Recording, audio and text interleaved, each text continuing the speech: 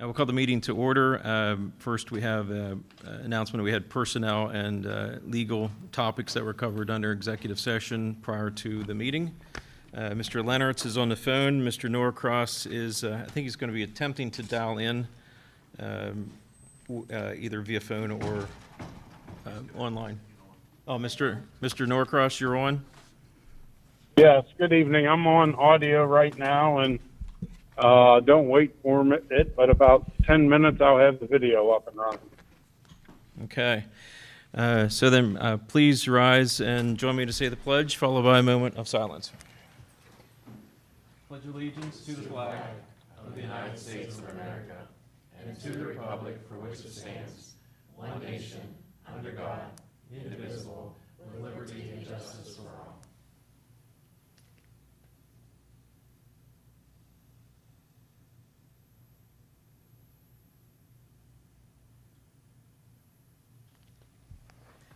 Okay, thank you. So I need to step out to attend a Lincoln Intermediate Unit meeting for a very brief amount of time. Then I will come back.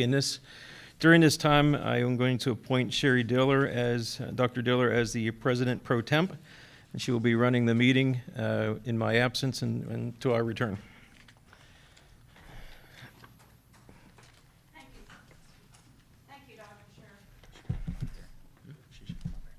Oh, Dr. Diller, he said just come on up here. Okay.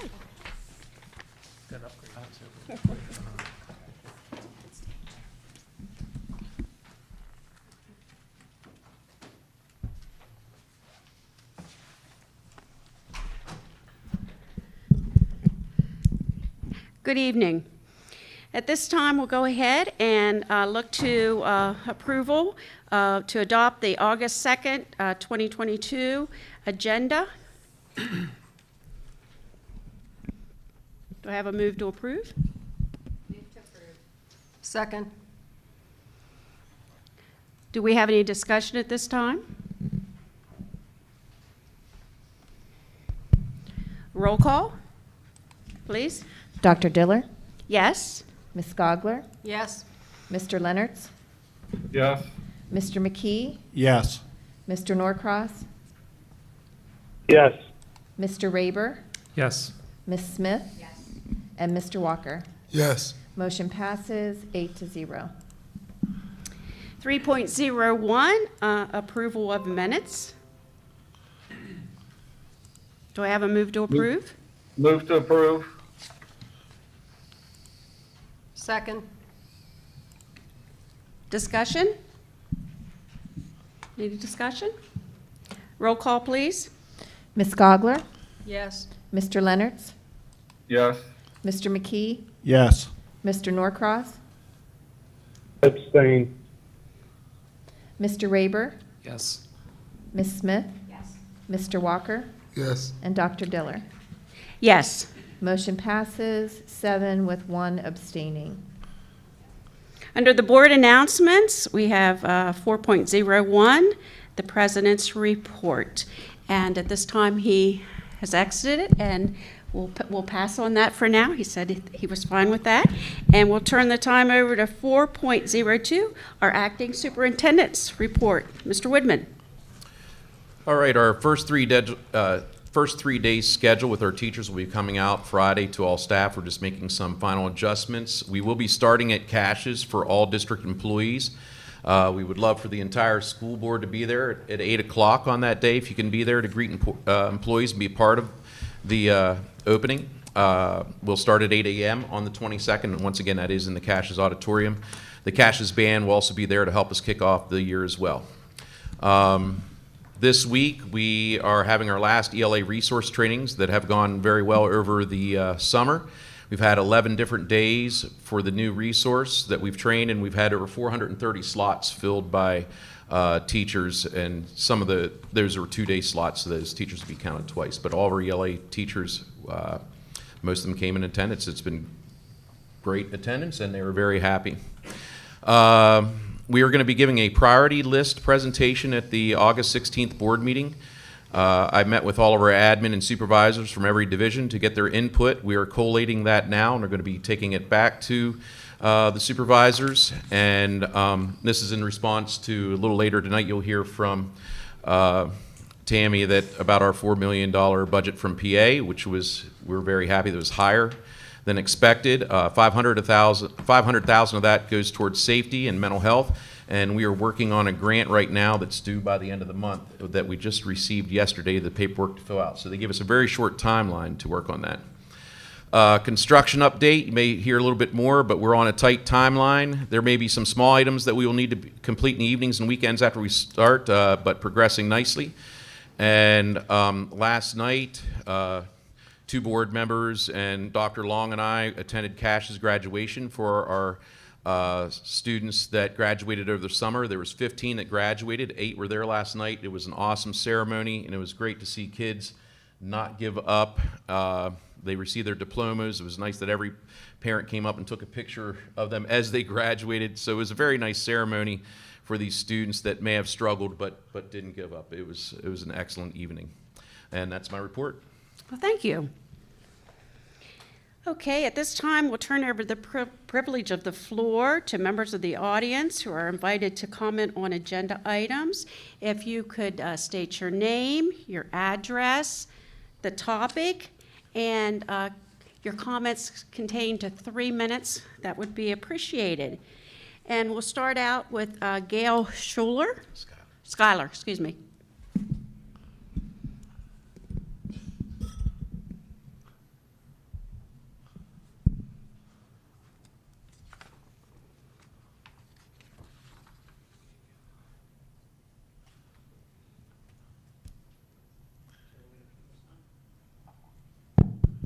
Good evening. My name is Gail Schuyler, 2452 Hafer Road, Fayetteville, retired CASD employee, that sounds weird, and taxpayer. I'm addressing agenda item 6.06, policy 103, discrimination, harassment, Title IX, sexual harassment prohibited. These words that I'm about to say have been banging around in my head and my heart, and I've wanted to come here to say them for quite some time. I hesitated to do so. I even hesitate today to say them for these reasons. Number one, I was a CASD employee, and while employed, I feared retribution. And in my opinion, I did experience retribution.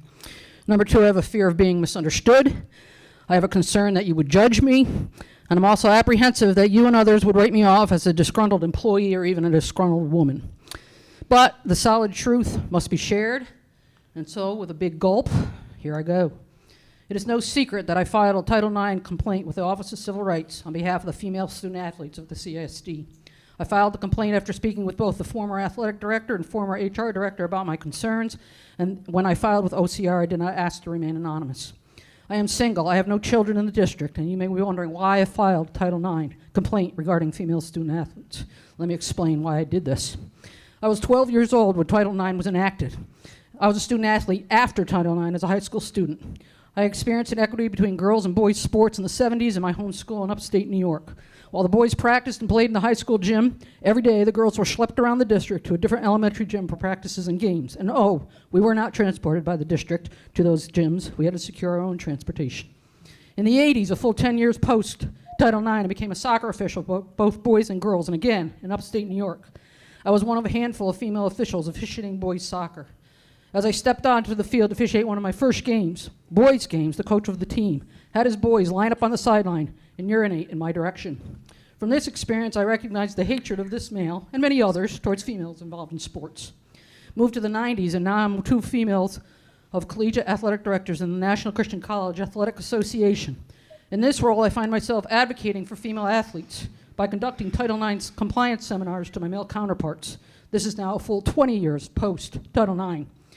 Another career change in the mid-2000s lands me here in Franklin County as one of 2 female high school athletic directors in the Mid-Penn Conference while I was employed at Scotland School for Veterans Children. Honestly, in this role, when I attended my first Mid-Penn athletic directors meeting, I felt like I was dropped back onto that soccer field I previously mentioned. I was clearly entering the old boys club, and I was not welcomed. While being an athletic director at the high school level, I concurrently was a paid and volunteered coach at Shippensburg University. Here, too, I lived firsthand discrepancies between male and female.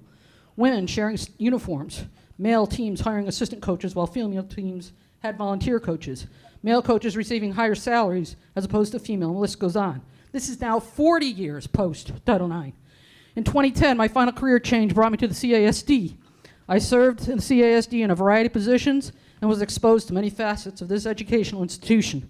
From 2010 to the time I filed the Title IX complaint with OCR in 2019, I observed many discrepancies, and as stated, brought them at that time to the athletic director and HR director, former. When no action was taken by either, and my allegations were discredited, it was then that I filed with the OCR for students. In this particular case, for female students, but in essence, for all students. Anyone can look up the OCR complaint and read about the handful of allegations unsurfaced. I decided not to sue the district on behalf of female student athletes, although I'm confident I would have won that case.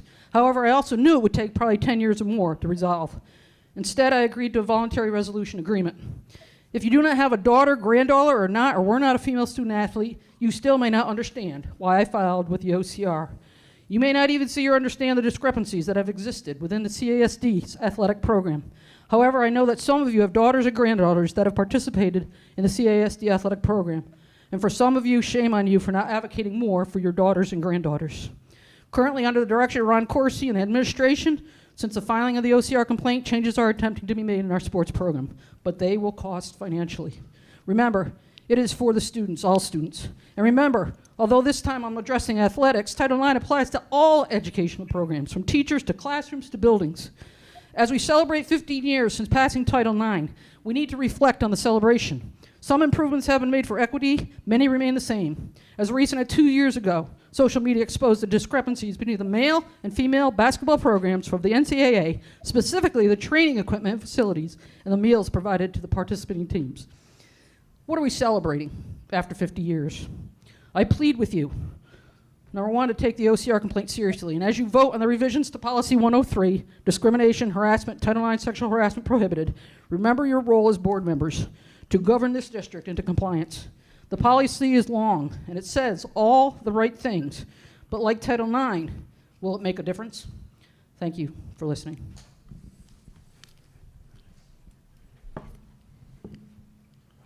Thank you. Next up, Michelle Jensen. Okay. Ellie Nicholas.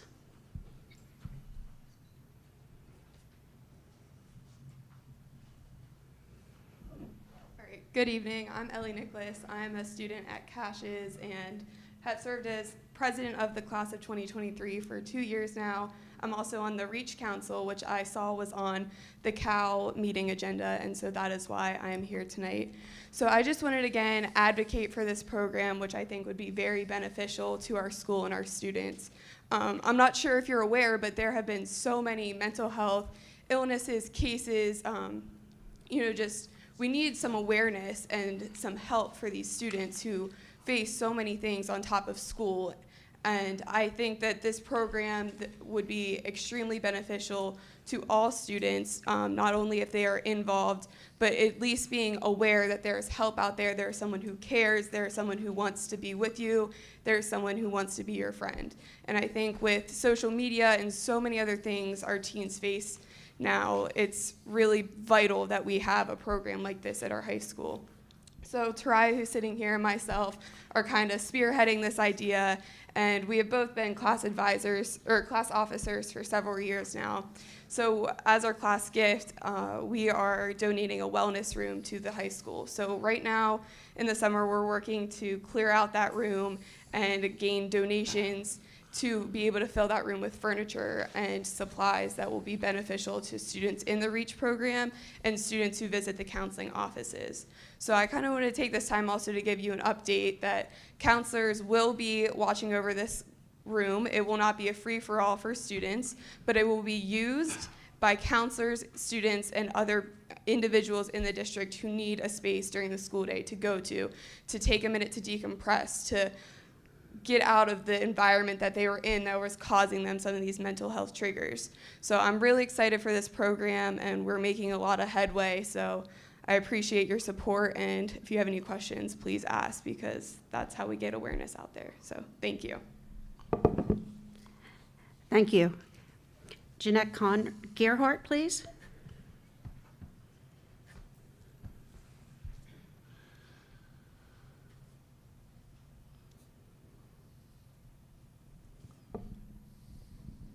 Yes, and I'm at 2822 Sundown Drive, Chambersburg. I am a parent and I am a grandparent of kids in the district as well as a taxpayer.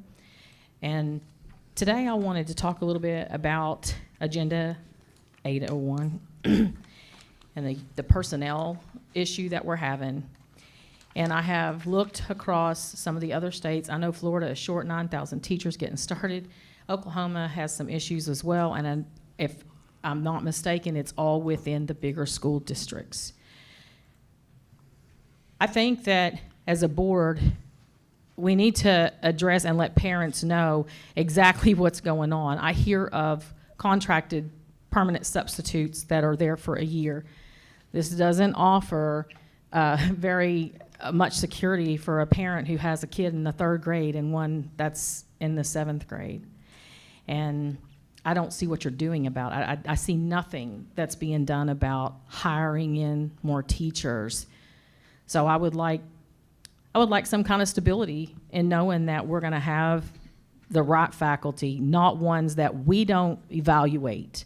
We get teachers in with these contracts, but they're not evaluated by our district.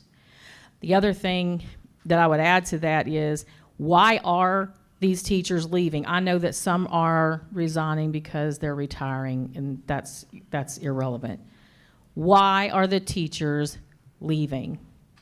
I would like an explanation. I have kids in the district. And that's all I have for now. I will talk again later. Thank you. Valerie Jordan.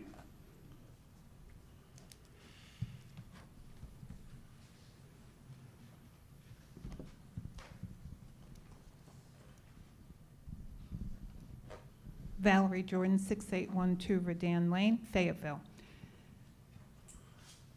This is my file on all your public documents. So what I'm going to say tonight pertains to you. And in future meetings, it will always pertain to you. Not me. This is a lot of research here. A lot. And I'll continue. I have several agenda items, and if I can't get through them, you'll get them tomorrow. The Sharp Building, under regular meeting agenda, item 114. This building should have been renovated and saved. Why? You need all the space you can get. You have more than 850 more students since 2007, 2008, while former boards closed down 6 other schools in the meantime. I've never, ever heard of a public school ever closing in my life. When I started to look at it, I couldn't believe it. You know, I saved a 110-year-old public school back in New Jersey, if you're reading my emails. And it's still a school today, and it's beautiful inside. And this really kills me, that another school's gonna get closed, and you're increasing class sizes here. Resignation under regular meeting agenda, item 801. 7 out of 20 resignations were special ed teachers here. That represents over 35% of the resignations you'll approve tonight. By law, their replacements in the meantime can't come from any guidance department. That's against the law. Consider what I wrote to you if we continue to lose teachers out of this department. Since December of 2021, special ed employees resigned out of the special ed department. The causal reasons you'll have to consider here. And I'd like to start seeing the director of special ed here, because Janie Lynn Elias sat over there. It's only fair that we see Sherry Sullivan here. We need to see her. Capital projects under work session agenda, item 101. Will Stevens and Grandview finally get the necessary scope of work beyond the ESSER's money here? Back in 2021-2022, the window replacement at Stevens was cited as costing $380,000. Today, it's cited as costing $450,000. Just do the work regardless of the cost. Leaks happen, old windows, old boilers, and old roofs. The REACH program. Have you checked with the Pennsylvania Department of Education to see how much liability you are taking on by allowing this club to be formed?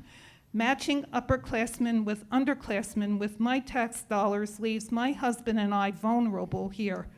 Since when? I think this sort of club should be formed off campus, so if anything does go wrong, my tax dollars won't be held captive here. There appears to be a similar club of this nature already anyway. Mrs. Jordan, I'm fine with Mrs. ALS Jordan, and the dance we're club. past the 3 minutes.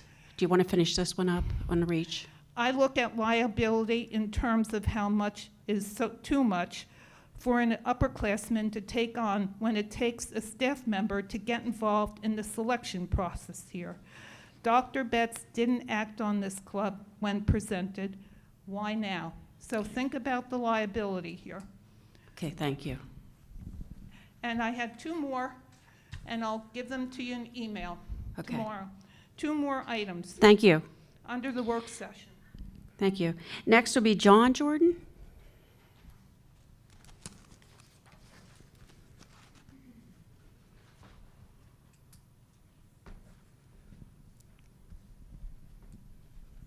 John Jordan, 6812 Redan Lane, Fayetteville. I'd like to talk about the personnel actions, kind of jump on what that young lady over there said. I see that you have some new stipend positions coming up that you're going to be discussing. I can't understand, do we need a head nurse and a head guidance counselor and whatever the other position is? These are administrative positions. I don't understand why we're doing that. Not long ago, Mr. Norcross told Mr. Corsi he couldn't have another administrator. He was looking for an assistant. So now, all of a sudden, we're having 3 more new positions. I don't know what these people get paid, but aren't our nurses competent to have somebody over top of them? And the same with the guidance department. Why do they need a boss that we're going to pay twice as much as a teacher? We're dying for teachers, and you're going to hire 3 new positions, probably enough maybe to pay for 6 teachers out of what they're going to get paid. I can't understand what that's all about. It seems like the federal government, we blowed up administration, there's no workers to work, and then you complain about nothing gets done. I don't understand that. So that's my yoke on what she was saying. And the people are leaving like crazy. Is anybody doing anything to get steady teachers here? I complained about this a couple of months ago, that we had people that didn't want to work here. They left the job. We had 40 resignations in June. We had another 20 on this coming up meeting. I mean, I don't understand that. Somebody's doing something wrong here. Do we do exit surveys when these people leave to find out what's going on? I don't understand it, really. The teachers, in what I know about education, once you got a job as a teacher, nobody ever left. I mean, this is crazy, the way this school system is operating. And I guess another personnel thing is, I haven't seen anything about the pay that Mr. Wegman is getting yet, as far as transparency. In other words, if he takes a new job, or maybe is he getting extra money? And one other gentleman just got another job. We haven't seen anything about his, I can't remember his name right now, pay. Just for transparency's sake, I think the people would like to know what these people are getting paid, and we haven't seen any of that. And I think that that's all I have for the moment.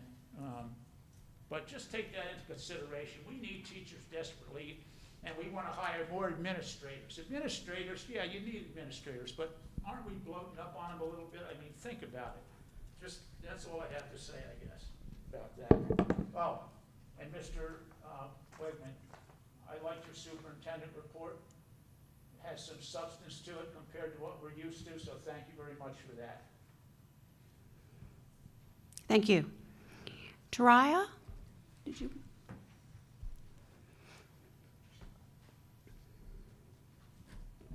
Hello, I'm Taraya Warren. I am the president of student government, the president of NHS, and I'm also vice president along with Ellie for our class officer. I am the creator of REACH, and the whole reason why I brought up REACH because of my peers struggling with mental health. As I stated when I first came here and brought up REACH, that I had two friends, one who committed suicide and one who attempted suicide. And that's when I understand there was a problem. And that's why I wanted to bring some help to our school to allow kids to not have to use things such as suicide as an exit way out to deal with their mental health issues, and have someone to talk to about it instead, someone they can relate to, someone they can confide in. Because not everyone's comfortable talking to an adult, and some people just don't hear them. So if they have someone around their age, around similarities, things they can do, someone to get involved, they will less likely to feel that way. Especially with all this pandemic and everything we've been through, I know a lot of us have been struggling, and this is something that we need. And I understand people may not be a fan of it, but I strongly support this program as freshmen. Like my little sister, she's a freshman. She's coming in this year. She's scared. She's scared because it's a big school. She doesn't know people, and it's just nerve-wracking, especially like her 6th grade year was cut short. She doesn't know what to do yet. But when I talked about this program with her and her friends, they're all excited to come to school.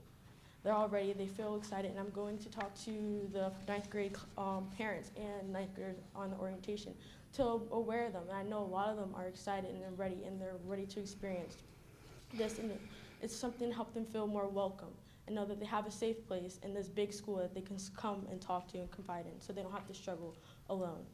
And as Ellie said, we're going on Thursday morning at 10 a.m. Some of the cheerleaders, just some of the kids in our school, we're going in, we're gonna clear out the room. Trying to clear everything out, to get everything in, to get it ready, just to have it ready for the school year to be started, and we can come in with a fresh start and have an amazing impact on the school personally. So thank you. Thank you. I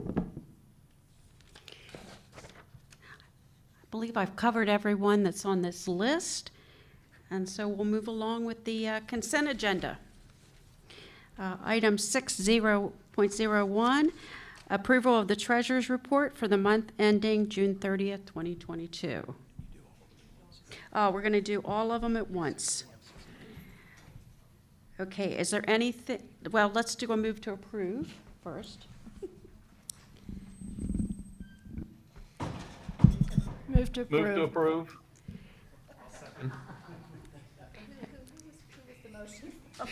Bill.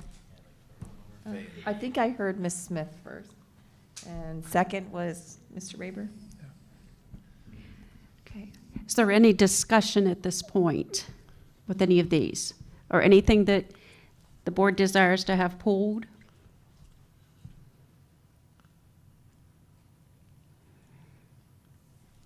Okay, so then I guess we'll call roll call. Mr. Leonards? Yes. Mr. McKee? Yes. Mr. Norcross? Yes.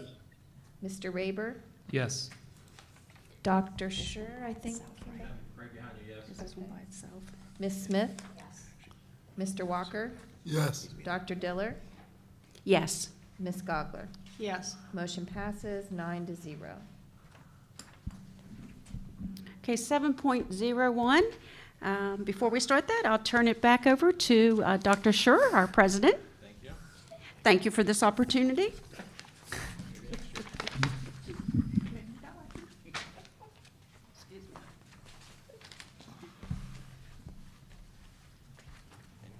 Thank you very much, and sorry for that disruption or interruption. All right, 7.01, I have a motion to approve the engagement letter with Apex. Move to approve. Thank you. Okay, discussion? Any questions about it?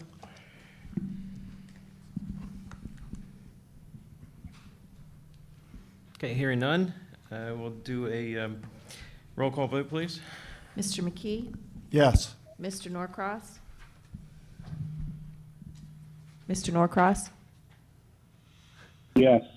Mr. Raber? Yes. Dr. Schur? Yes. Ms. Smith? Yes. Mr. Walker? Yes. Dr. Diller, Yes. Ms. Gogler, Yes. and Mr. Lennertz.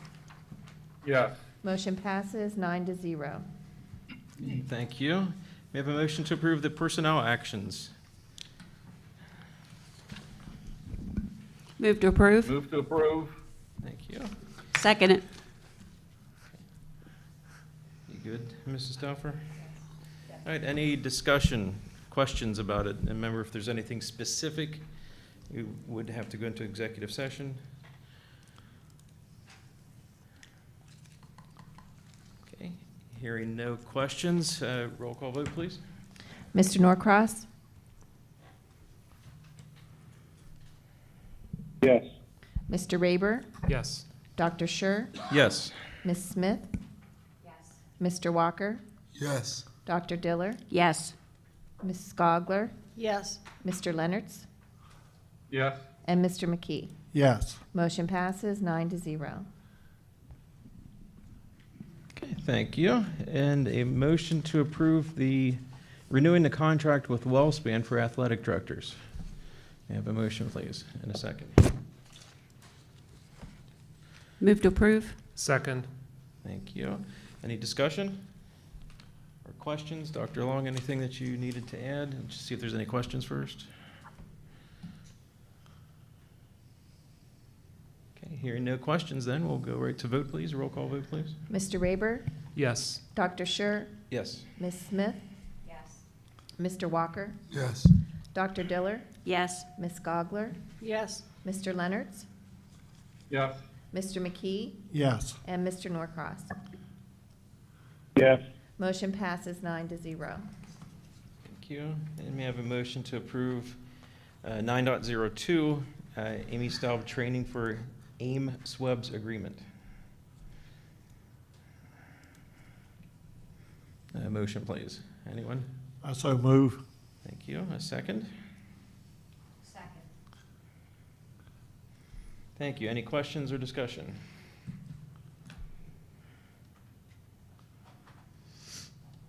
Okay, hearing none, roll call vote, please. Dr. Scher, Yes. Ms. Smith, Mr. Walker, Yes. Dr. Diller, Yes. Ms. Gogler, Yes. Mr. Lennertz, Yes.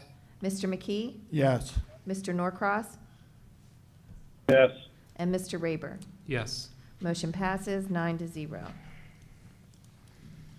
Thank you. And may I have a motion to approve the exchange student to attend CASHES? Move to approve. Thank you. A second? Thank you. Any questions?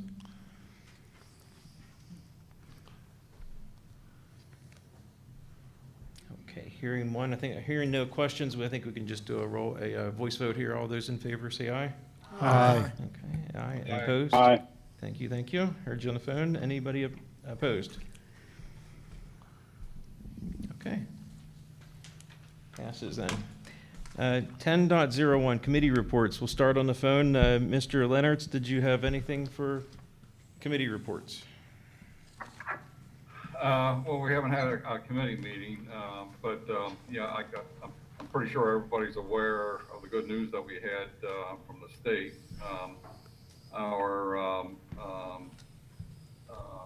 It was like Santa Claus coming down the chimney, almost. But I was happy to happy to see the bump up that we got from the state. I think our decision the board made to pass the 3% rate turned out to be a pretty good choice. So, and I think we have a lot to work with. I would like to get together sometime before the Finance Committee, sometime before the 16th, to go over the priority list and some other things, and see what we're going to do with the. I know the capital fund could use a bump up as well. So, but anyway, I'd like to discuss some of these things in the Finance Committee sometime between now and the 16th.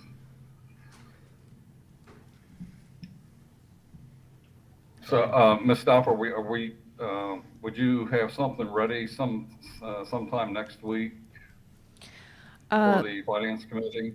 But Mr. Leonard, I'm looking at Mr. Widman because we're actually working through the priority list, so I'm going to have to, we're going to have to team answer this one, I believe, Mr. Widman.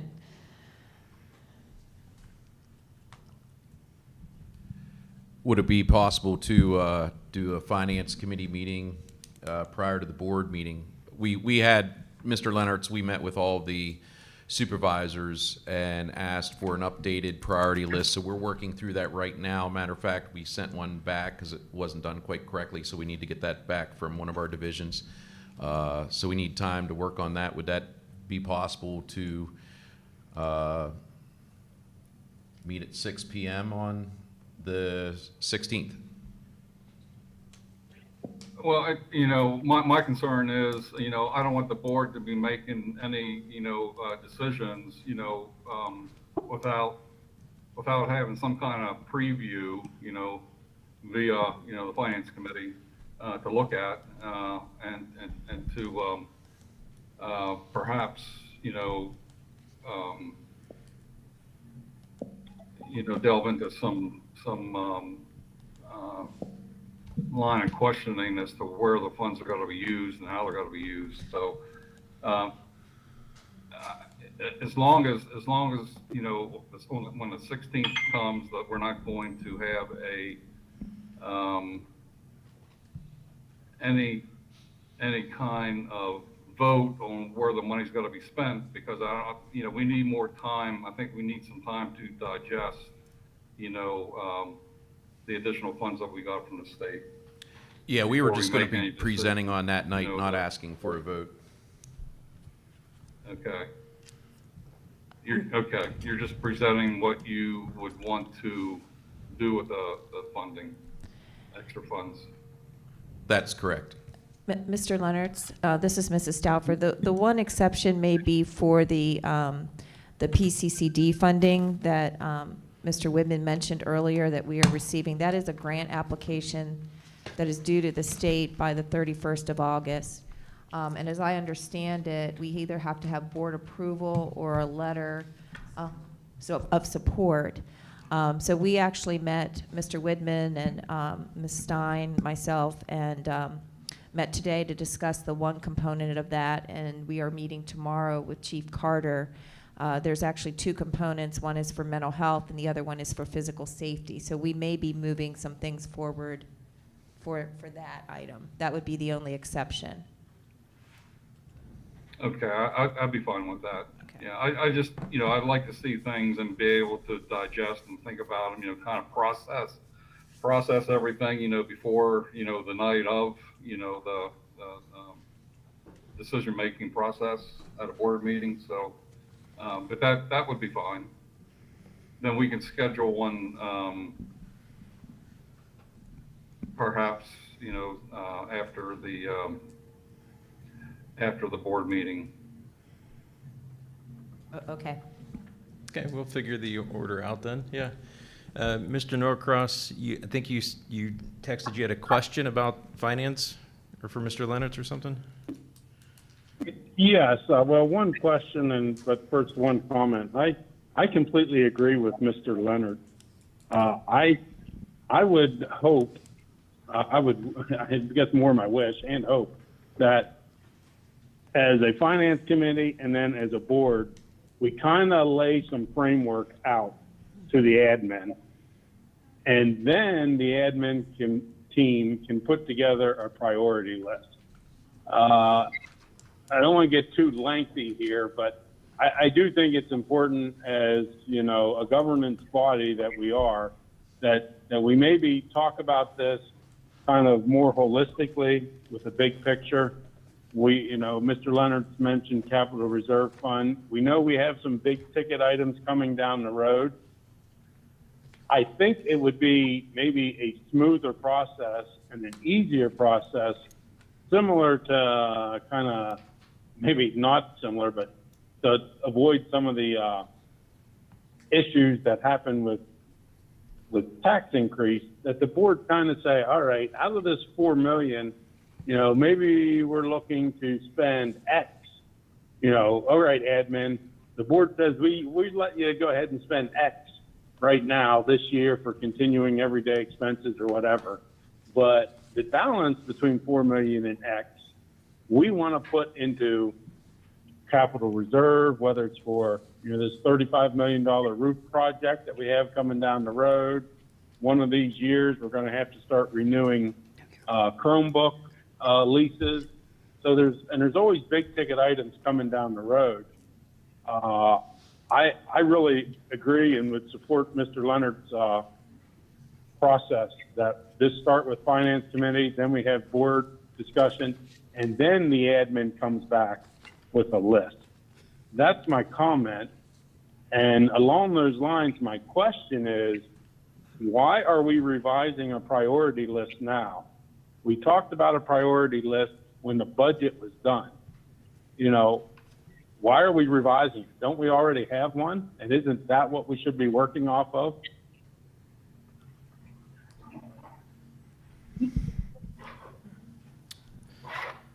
Yeah, I don't know if you wanted to answer. I mean, I would just say, Mr. Woodman, you can, but I would imagine I know the budget was only like a month and a half ago. It's probably just revisiting it, saying based on where we're at, has anything changed?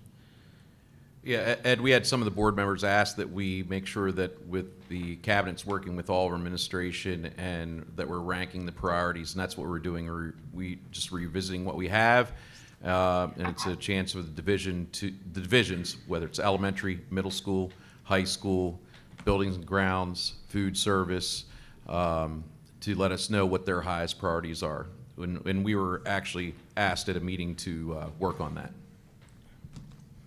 Okay.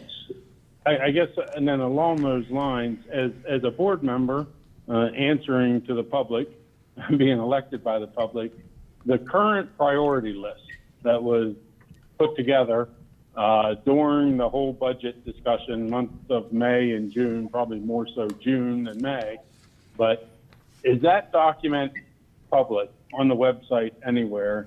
If it's not, I just ask my fellow board members, should it not become a public document now that we have this, as Mr. Leonard says, almost like, Christmas morning? That's great, but I don't want to act like a toddler and by 2 days after Christmas, the fun all be over because we've just gone crazy and then run out of gas. So now that we have this additional bundle of money, I really think the priority list should get out to the public, and then as board members, it provides the public opportunity to comment to board members as we begin these discussions. I would say that great timing. I'm getting a Chromebook update pushed out right now, so I can't personally look, but I understand that it's in board docs from the last meeting. Yeah, it was part of our last meeting when we approved number 1 and 2 to spend before we knew what we were getting from the state. It was part of the board docs, and Tammy, the public could see that. Is that correct? So yeah, it was public last meeting there, Mr. Norcross, and as you remember, we approved number 1 and 2. That was a certain amount of teachers and a police officer if we needed to take money out of the fund balance until we knew what we got from the state. But that was part of the last meeting. Okay, and how much, so what was the total? I apologize, I was absent last meeting. Those things that were, what was the total value of those? Those 2 items were $845,000. How many teachers? There were 7 teachers and the police officer. The total priority list, which were things that we couldn't include with the 3%, was around a little over $2 million. Okay. And what I'm getting at, more so just a comment for the public. So 4 million, $500,000 of that is earmarked for mental health and security. So that's $3.5 million. Out of the $3.5 million last month, we've already, you dipped into 800,000 of that. So, we are no longer at 4 million. We are now at 2.6 2.8 million available. Okay. That's correct. And for our public listening, the last meeting, that was agenda item 9.03. All right, any other questions, Mr. Norcross? No, thank you. Mark, I have one regarding the monies. I know on our list, and I think this is outrageous, that we would pay for a hall monitor $60,000. And that was on that list. And I don't even want to see that happen because I never heard of anybody getting paid $60,000 to watch a hall.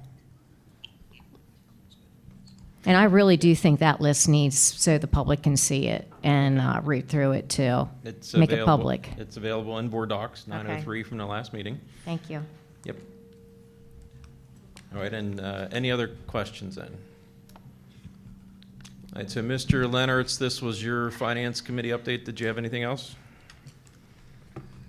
No, that's everything. Okay. Thank you. Mr. Norcross for Buildings and Grounds. No meetings, no report.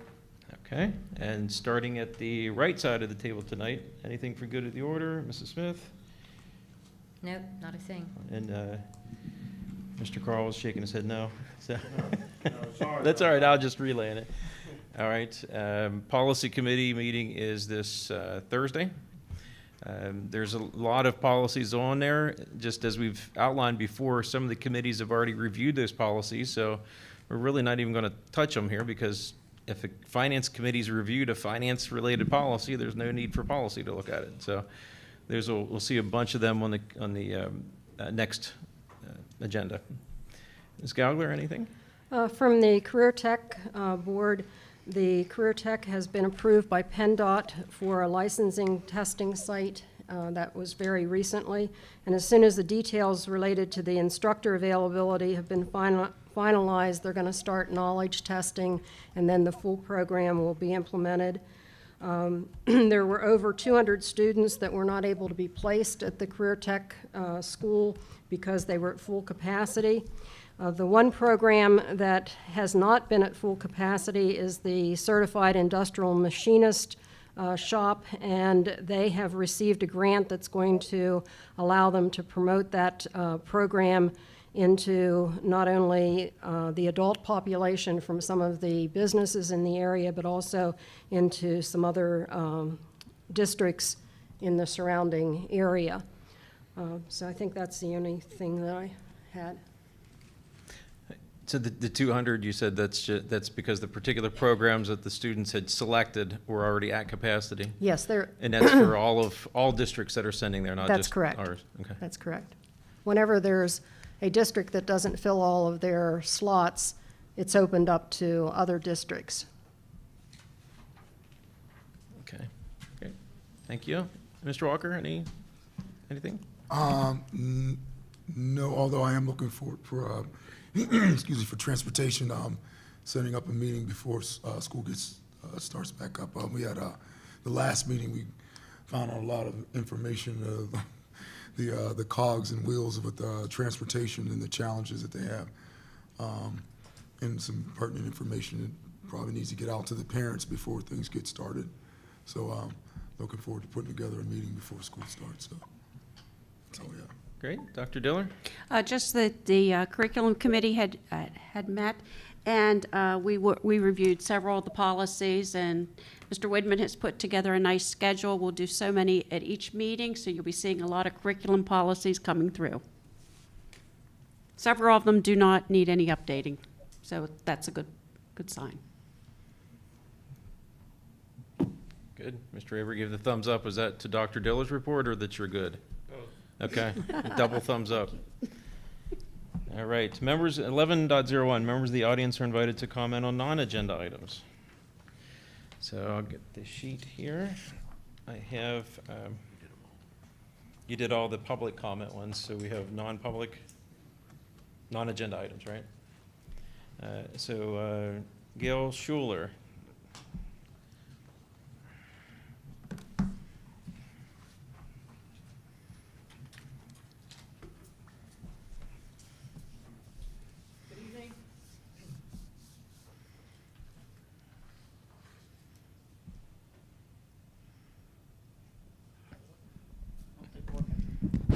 There we go. There you go.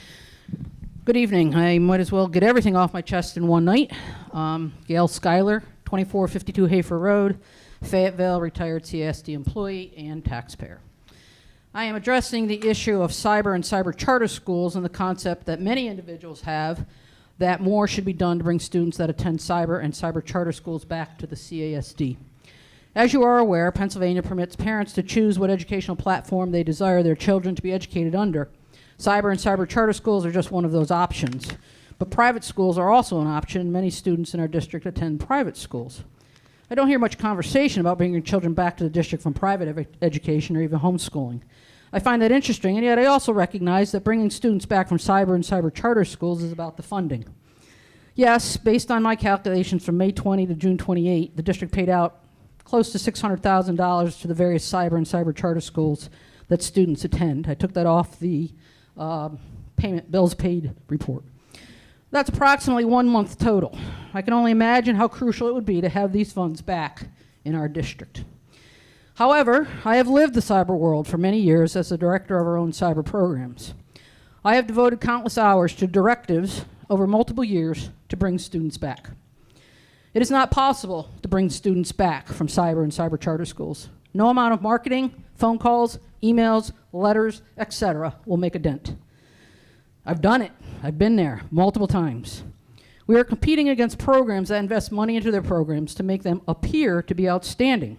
They have full-time marketing directors. They provide not only laptops, but also printers and a stipend for printer ink. They provide stipends for extracurricular activities to the tune of $300 annually. They offer multiple elective credits, and the list goes on. We recognize that all of these extras do not impact test scores, and that many cyber and cyber charter schools fail students. However, they do invest in their cyber programs with the district, well, actually, taxpayer money. The other reason no amount of effort will bring students back from these programs is that these students, rather their parents, left the district for a reason. It could be an incident that occurred that was not resolved. It could be alleged bullying. It could be personality differences between students and staff. It could be the parent feels that their child's special needs are not being met, and the list goes on. What I believe needs to occur is twofold. Number one, invest. Again, financially, it costs money to invest in our current cyber program. Put the money into hiring cyber teachers so that all grades and core content areas can be offered and more elective credits can be offered. Compete with the outside cyber programs for our children to keep our children in our district, even in a cyber world. Number two, listen to why parents are pulling their children out of the district and address their concerns. Not just with the lip service, but actually listening, looking into, and making changes so that the parent does not remove their child from our buildings. Conduct conversations with parents determined to leave the district and reflect on the reason why they left. Address the issue that they continually surface. This is the only way that as a district we can stop the bleed of families going to cyber programs. Invest and listen. Finally, recognize that some families leave the district because they do not wish to comply with attendance regulations and or academic regulations.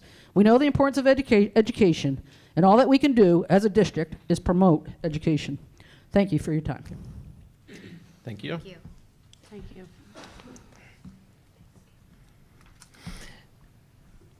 Michelle Jansen? You pass, okay. Jeanette Gearhart.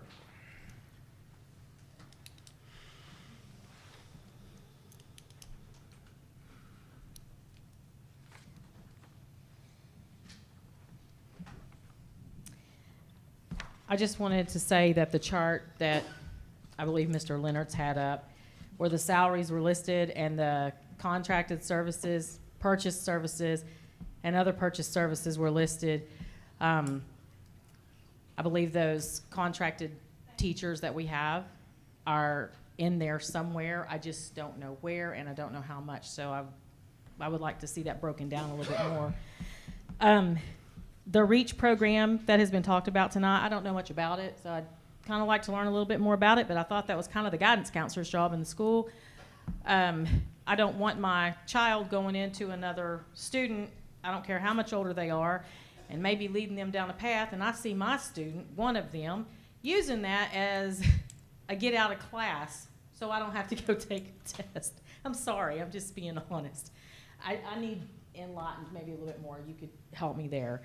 I don't know about, the responsibility of the school where things could kind of go haywire here. So I would like that looked into a little bit more as well.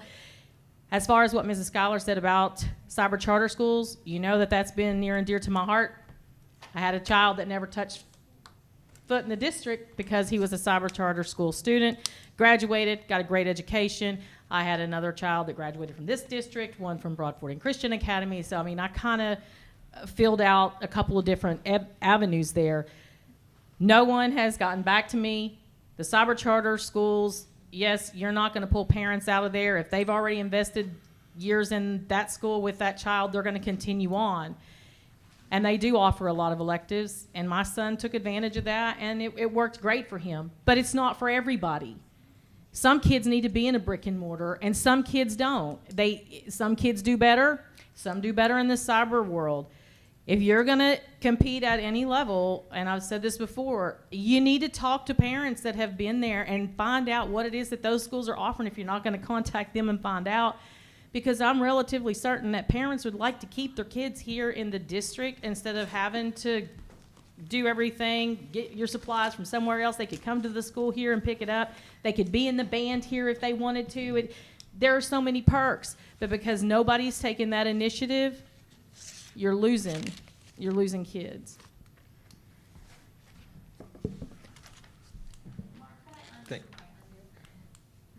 Sure. Michelle Jansen? Yeah. I just want to add to the comments of the last person. The REACH program, I would like to get more information about that, please, because just looking quickly online as I was sitting here, there's a lot of programs called REACH, and there's at least several of them, and I'm not sure where these young ladies' idea for their club came from, and I think since it is going to be brought into the school and it is an idea of older students mentoring younger students, that it should be a little bit more clear what kind of a program this is, because some of them are more ideological than others. If it's just to help and give support, I don't think anybody could object to that. But I think more information for the parents of incoming students would be very appropriate. Thank you. Okay. Thank you.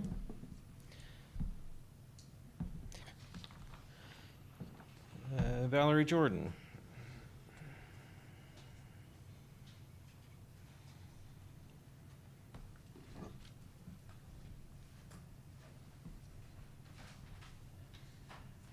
Where I stand is where I need to stand. I don't need the power of a vote.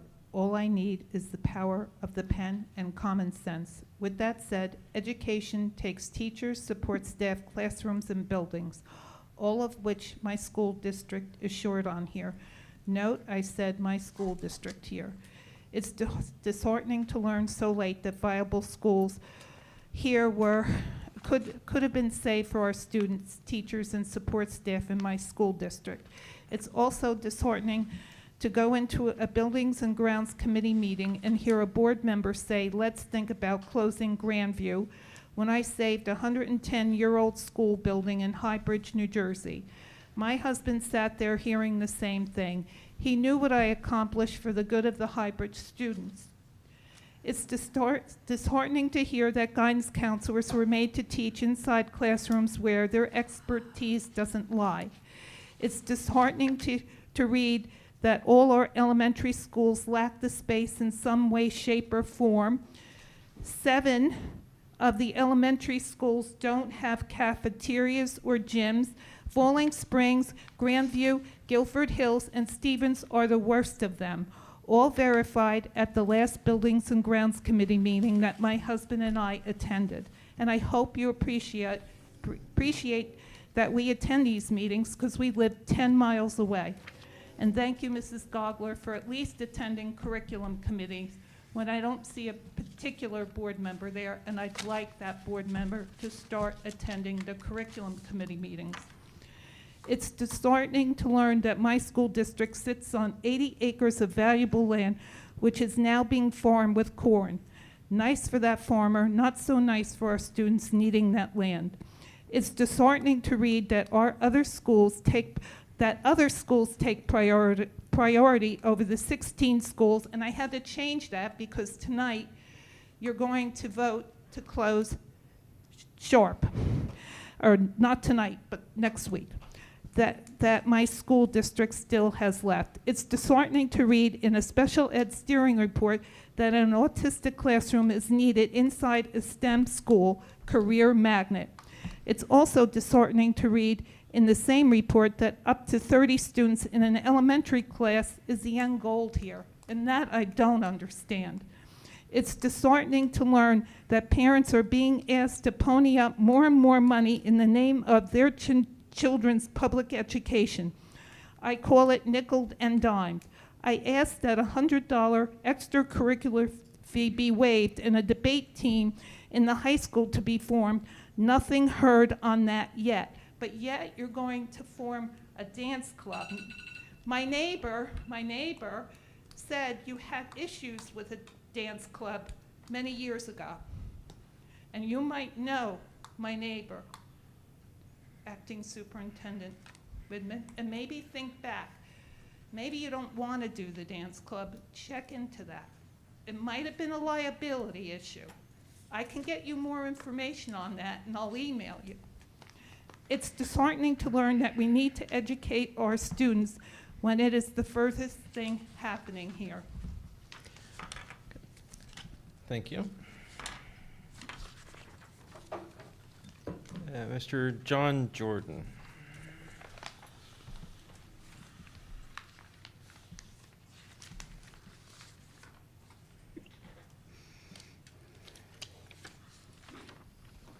John Jordan, 6812 Redan Lane, Fayetteville. I have something that I've been pondering for a while to discuss with you guys, or just to vent about it. It has to do with the Chromebooks. I see that we just spent over $800,000 on Chromebooks. I know that when COVID came around, we got into the Chromebook thing. I don't really know whether Chromebooks take the place of a teacher, and it seems like to me, with all the money that we're spending on it, that's what we're using them for. And I don't know whether that's good, especially for the little ones. They don't have very much of an attention span. And to have them in the class, if they use it all day long for 6 hours or however long they're in school, to be on a Chromebook, I know that they're not getting the good use out of that. Maybe I'm wrong, and I don't have all my research like my wife does. But back in COVID now, and this has to do with, well, something else.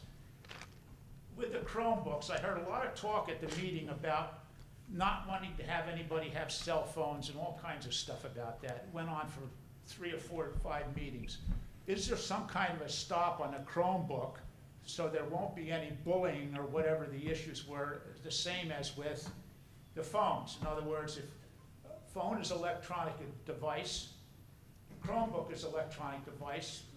Maybe they have emails that do the same thing. I don't know how you do bullying on that because I don't bully on phones, but isn't a Chromebook like a cell phone? I would think so.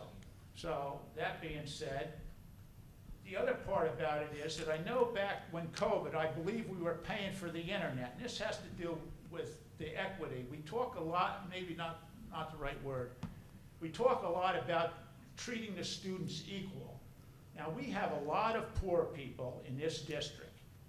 So if they have to use the Chromebooks at home and they don't have internet, how is that taken care of? Do we pay for the internet for them? I believe it was taken away. And there's also a fee for Chromebooks. I think that people have to pay insurance for each student for their Chromebook. Now, I think education is supposed to be free, from what I remember, for our students. They shouldn't have to be paying money to get an education on a Chromebook, even if it's only $20 or whatever it is. That shouldn't be.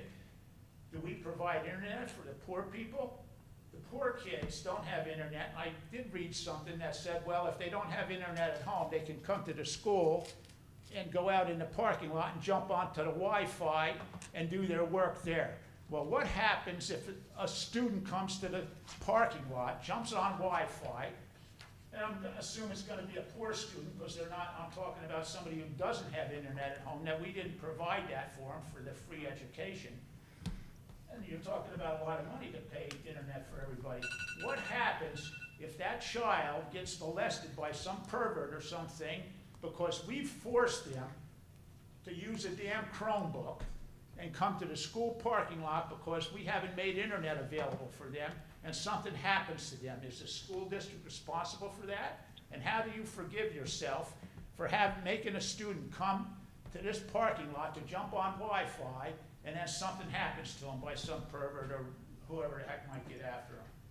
And I guess that's all. I'm venting, I guess, but I have a big concern about Chromebooks. I don't think they take the place of teachers. Thank you. Okay.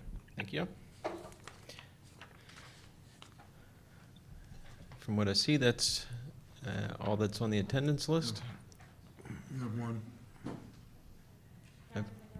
Sure. State your name, please. Okay, thanks. Gotcha. Hello? Okay. I just want to clear something up. REACH REACH stands for respect, empathy, acceptance, commitment, and honesty. REACH is a name that we came up with pillars that Mr. Ocker told us that would be good. I came up with REACH from a program back home. It was called Best Buddies. Best Buddies was mainly based around special need kids, but it was a similar program. We went down in the cafeteria every day. We hung out with the special need kids, and we made them feel welcome. And the program there wasn't based about mental health, but because of the impact that COVID had on a lot of the teenagers, me personally, fellow people personally, that I've stated multiple times, younger kids, freshmen coming in, that I felt like I made a twist off Best Buddies and turned it into REACH. REACH we did not find off the internet. It's the pillars that we came up with: respect, empathy, acceptance, commitment, and honesty. So I just want to clear that for everyone. You guys have a lot of questions. My email is 23warreter@cdsder.org. And my personal email is Terriah, TERRIAH.Warren, WARREN.11 I'm willing to answer any questions, and I promise that next meeting, me and Ellie will come in with more information and more facts to clear up any questions that you guys may have, because I'm really advocating this program because it's something that I am strongly supporting, because I struggle mentally. I'm struggling mentally. I know the young kids are struggling mentally. I know freshmen are struggling mentally. Again, a friend committed suicide. A friend almost committed suicide. There is a problem that we need to fix, and I'm just trying to do my best to fix it. So that's all. And there is not a program like REACH. There was a Link Crew program that they did have before, but they discontinued it, which we are also working with Ms. Leonard and Mr. McNew, because they had a Link Crew, which was used, and we're trying to balance it around, because Link Crew was a successful program, so we're trying to make sure REACH is just successful as that. Thank you. Okay, thank you. Okay, that concludes the regular meeting. Make sure we got everything. Yes, so the regular meeting is adjourned. And we'll take 5-ish minutes for a bio break. We'll be back in here for the regular committee of the whole at approximately 8:15-ish.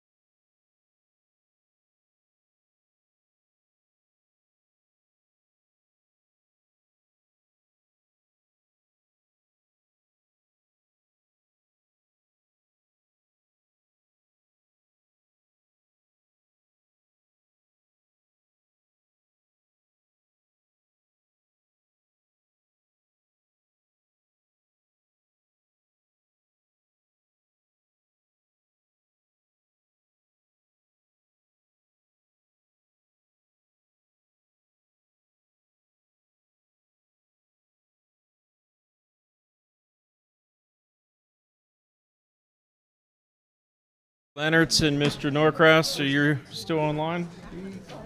Yeah, I'm here. Thank you. Okay. Heard you, Mr. Leonards. Thank I'm you. still- Mr. Norcross? I'm still standing. Okay. Heard you as well.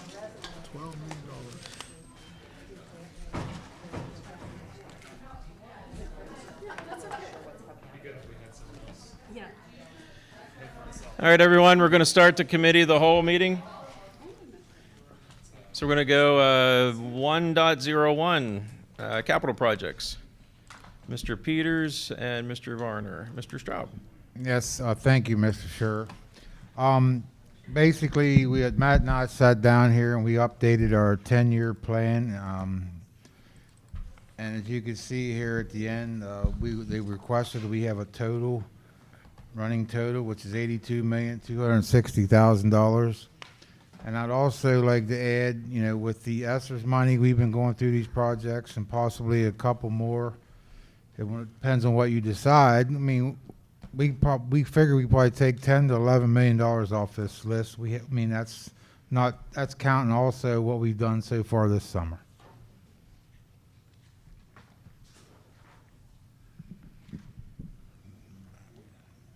Matt, you want to add anything? Mr. Peters, if we could turn it over to Mr. Straub and have him present. And Dr. Scher, this was coming out of the Buildings and Grounds Committee. We had asked Mr. Straub to come back with an option for the Stevens ESSER project. So, Dave, if you could pull up the study update Stevens.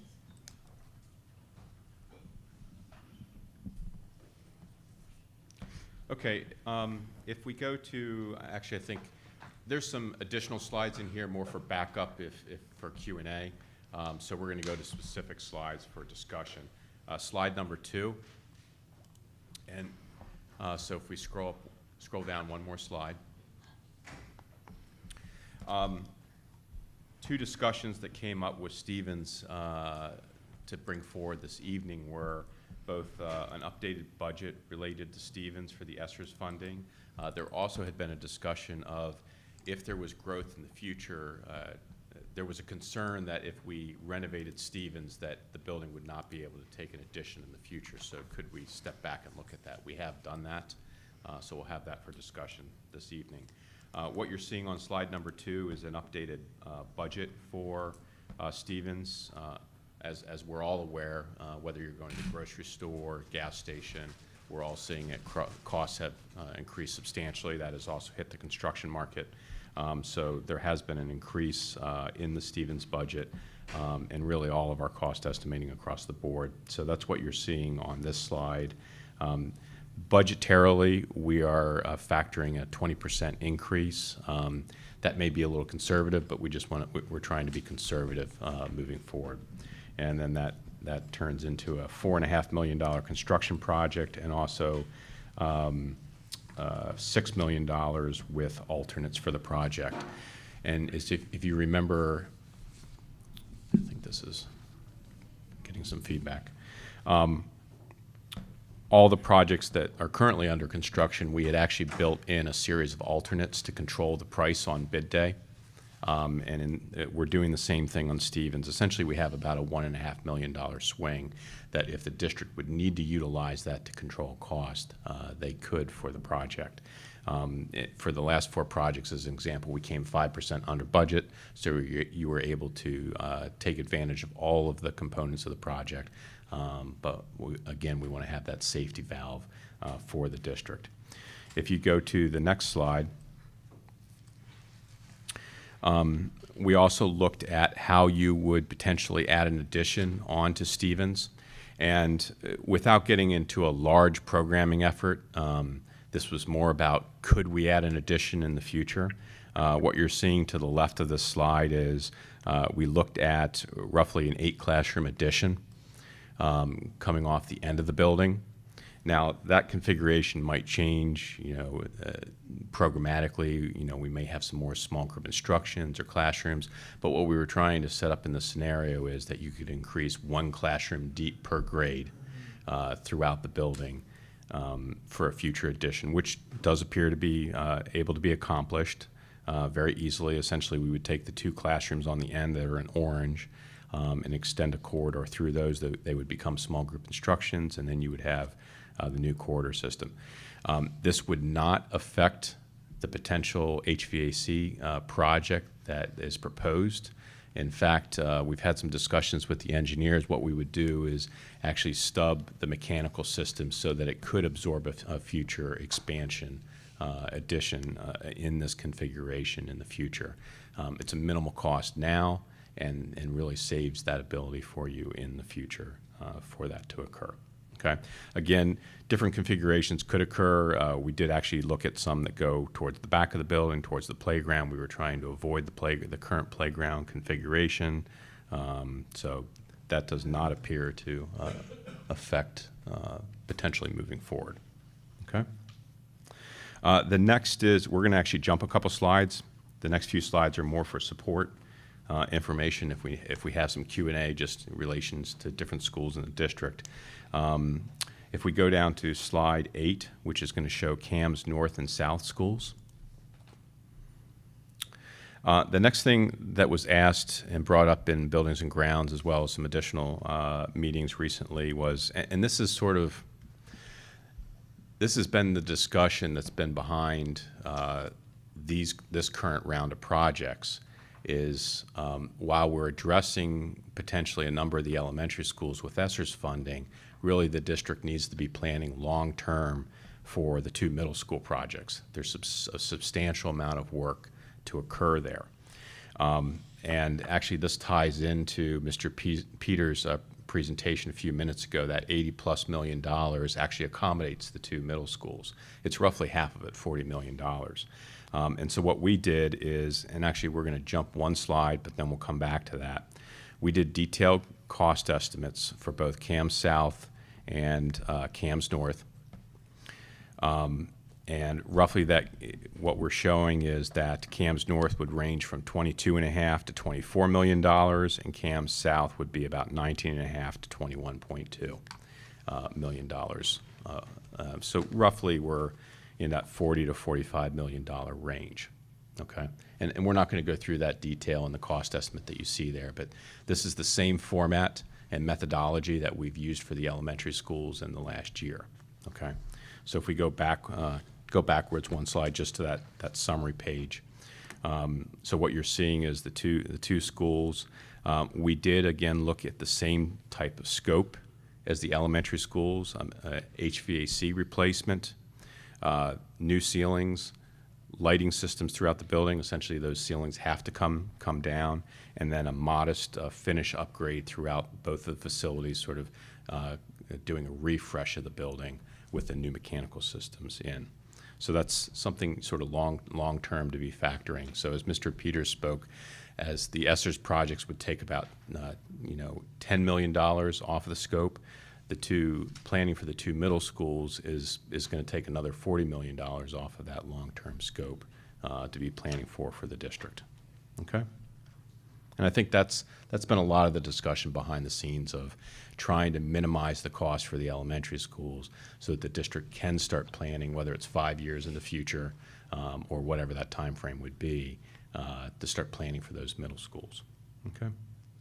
With that, I think we wanted to keep this very direct on answering those questions tonight. I think one of the goals is we sort of wrapped up the components related to Stevens, and I guess we're really looking towards the board of how to potentially proceed.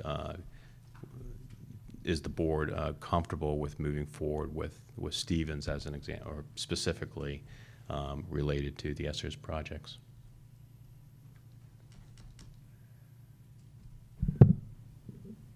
Okay. I Thanks. just have maybe one ask. I don't know if this is from Crabtree or maybe our business office. Hopefully Crabtree can do this for us. But you mentioned with Stevens, and obviously, the prices have gone up from when we first came up with the concept. Where are we? 2 years now since we discussed this concept of using some ESSER's money to do some of these projects. And for instance, last year, when we did the projects, I believe we came in under budget and this year we maybe don't know. I guess what I would ask is just for a brief one-page summary, maybe, for when this goes to an action item, Jeff, that would show whatever those budget values were 2 years ago when we listed all the projects, and then what the ones that are completed, what they came in at. So now we have a variance, plus or minus, where our current ones are, and now these, like Stevens, this next wave, apparently are going to be, they're going to be over the budget from what was established 2 years ago. I'm just curious, as an overall net, with all of these projects, which if I remember correctly was around 13 million plus or minus originally, where we stand total net. Are we still net positive when we add them all together, pluses and minuses, or are we at a net deficit? Does that make sense? Yeah, we can put that together. It's a little hard on the spot, and I think we'll put that summary together because there had been some numbers we're moving back and forth with how much ESSERs we were assigning to the projects, but we can accommodate that summary. Sure. Yeah, I honestly, I don't expect it tonight, obviously, but it goes to one of my tenets when it comes to financing and budgeting, and that is variance reporting. So just a quick variance report. This was the original budget 2 years ago. These are the actuals, or these are the new budgets. And it's just a quick variance report. Okay, got it. Mr. Norcross, continue with other questions. You have the floor. That was my only question, and I'm hoping that we're still a net positive here with the savings that we realized. The number sticks in my head. The first round of projects we did, we came in like 600,000 under budget, something like that is the number that sticks in my head. So hopefully we're still a net positive. Correct, sir. We were. It was right around 600,000. And actually, we were 5% under budget. And I'm looking at some old numbers, and I want to be careful I'm not grabbing on the spot. But I don't want to put you on the spot, so don't worry about it. Okay. Mr. Leonards, just we'll go around the phone first. Any other questions or any questions? I have none. Okay, and I know we talked about this at Finance Committee. Rest of the board, other questions? I have one question. I know that I've been gone for 2 years, but did we ever increase the size of the cafeterias in CAMS North or CAMS South? Because I know when I was on the board, that was a huge, huge issue. So I'd just like to know if that was ever taken care of. Yeah, we did a project at CAMS North that did add an entire section. CAMS South's 2 cafeterias were adequate for CAMS South. CAMS North was where we had the problem. Okay. And we did do a sizable project there, and they redid the kitchen, the serving area, more like a food court like you've seen at the high school, Mm-hmm. and a whole new seating section out by the Rosalie side of the back of the Okay. building. Okay, thank you.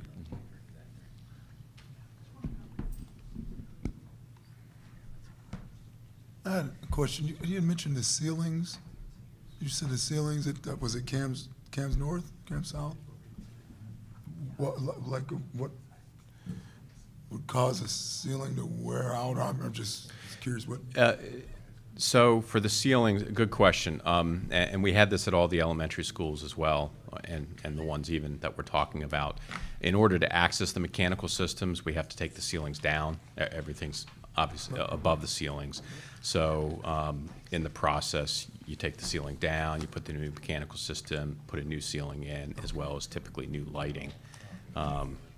Yeah, and not as much the metal grid in the ceilings, but the tile goes bad over time. It starts to sag, and then you have some, potentially indoor air quality concerns as well. Just easier to address that all at one time. It's more cost effective for the district.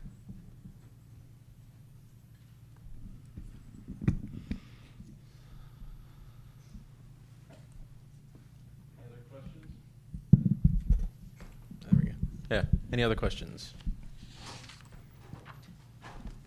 Dr. Scher, if I could. Yeah, please. I just wanted to mention, I was asked to look at what potential debt service would cost if we would borrow a bond right now. So the one attachment on there is just the bond rates and where they are going. They are going up. To finance $22 million would be, depending if you went 20 or 25 years, would be between $1.5 and $1.7 million of additional debt service every year. That's about a little over about 2.25 mils of our tax rate. So just for informational purposes for the board to have a understanding of what we're facing down the road with Camp South and Camps North projects. I believe, and correct me if I'm wrong, I'm looking over at Matt and Ed, you would like to bring forward the permission to bid out for the the South Stevens project at the next board meeting? That's correct.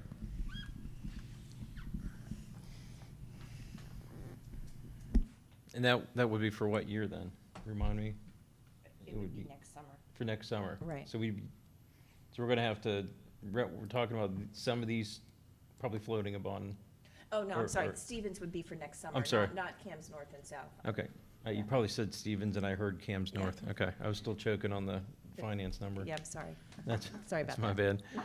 I think, and part of the ask that when I threw the question out for Tammy was just, we know that, at least I had heard some of the finance market, shorter term rates were higher, longer term were still longer. So maybe you kind of go, magic 8 ball, should we try to look at it now or not? And it just, I don't know, it just seems like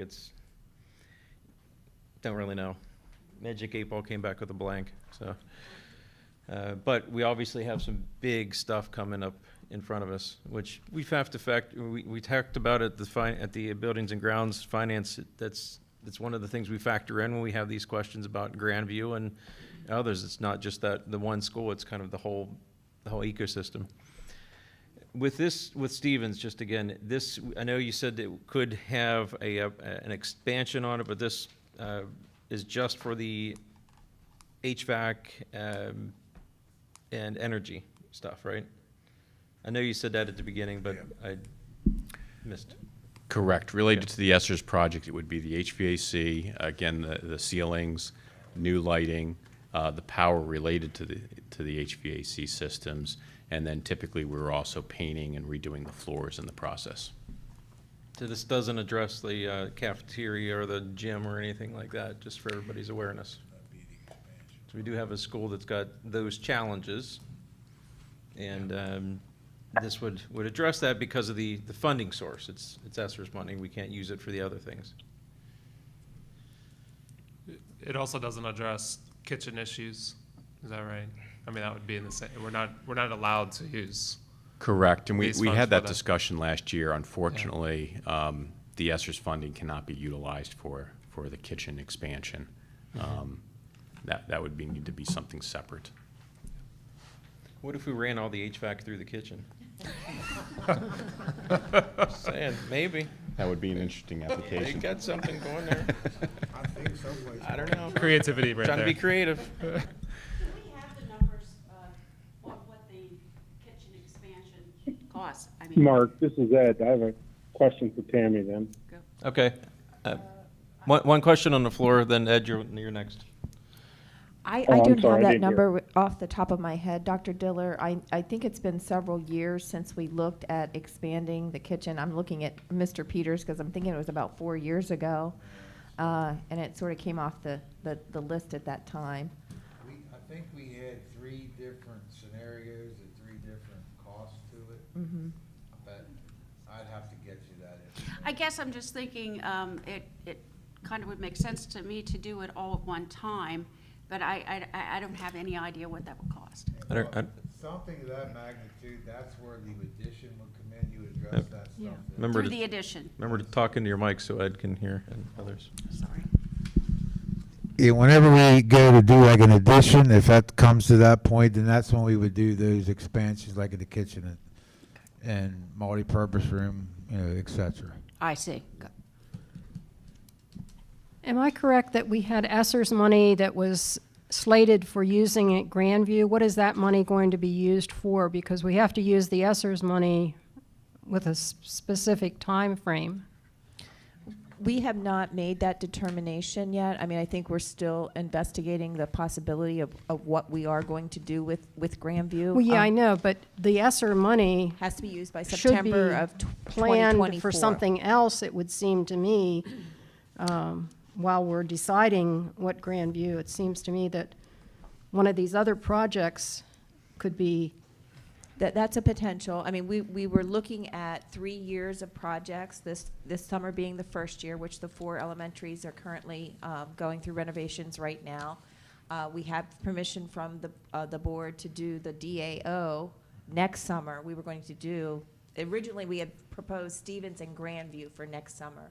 So we kind of pulled Grandview back. It would be in the following summer of 2024 if the board should choose to move forward with the ESSER project at Grandview. If not, then we would have to redirect where that funding would go, and it would have to meet one of the eligible allowable expenditures from the ESSER application. So it could be shifted. It could be used. We'd love to see it be used for the facilities and get these things updated, but certainly we're working with Chief Carter right now. He has a portion of that ESSER's money that we'll be bringing forward to the board for safety and security enhancements. And of course the curriculum area. So those were the 3 big buckets that we looked at. So we have a little bit of time is what I'm trying to say in a very long-winded answer. Apologize. A little bit of time meaning, because I think I threw this question a couple months ago. A little bit of time meaning like this fall? Because I know you guys had just said you wanted to come for bids for next summer. We'd like to have permission just- to take yeah. this out to bid so that we have it for next summer. If we are looking at the summer of 2024, and I'm looking at my phone of friends over there, I think the sooner we do them, and Jeff can probably speak to this, the sooner we can get things out to bid and lock people in, the better off we are. Yeah. But we do have a little bit of time. I would think we would be talking about it now. Yeah, absolutely. The quicker that we can get this out the bid works in our favor, because there's many districts across the country that are spending ESSER's money, and as we found with this phase, it pays to get your contracts awarded and your materials secured early, because what we're actually seeing is lead time items, big ticket items, chillers and things like that. The lead times are actually increasing with some of the electrical components and such. So if we're going to be able to have materials on site to have successful completion for summer of 2023, then we do need to get this project out for bid and awarded so that we can gain materials. So I guess part of the question we need to ask ourselves is what's still needed to make a decision about Grandview or not, or exactly what does that mean?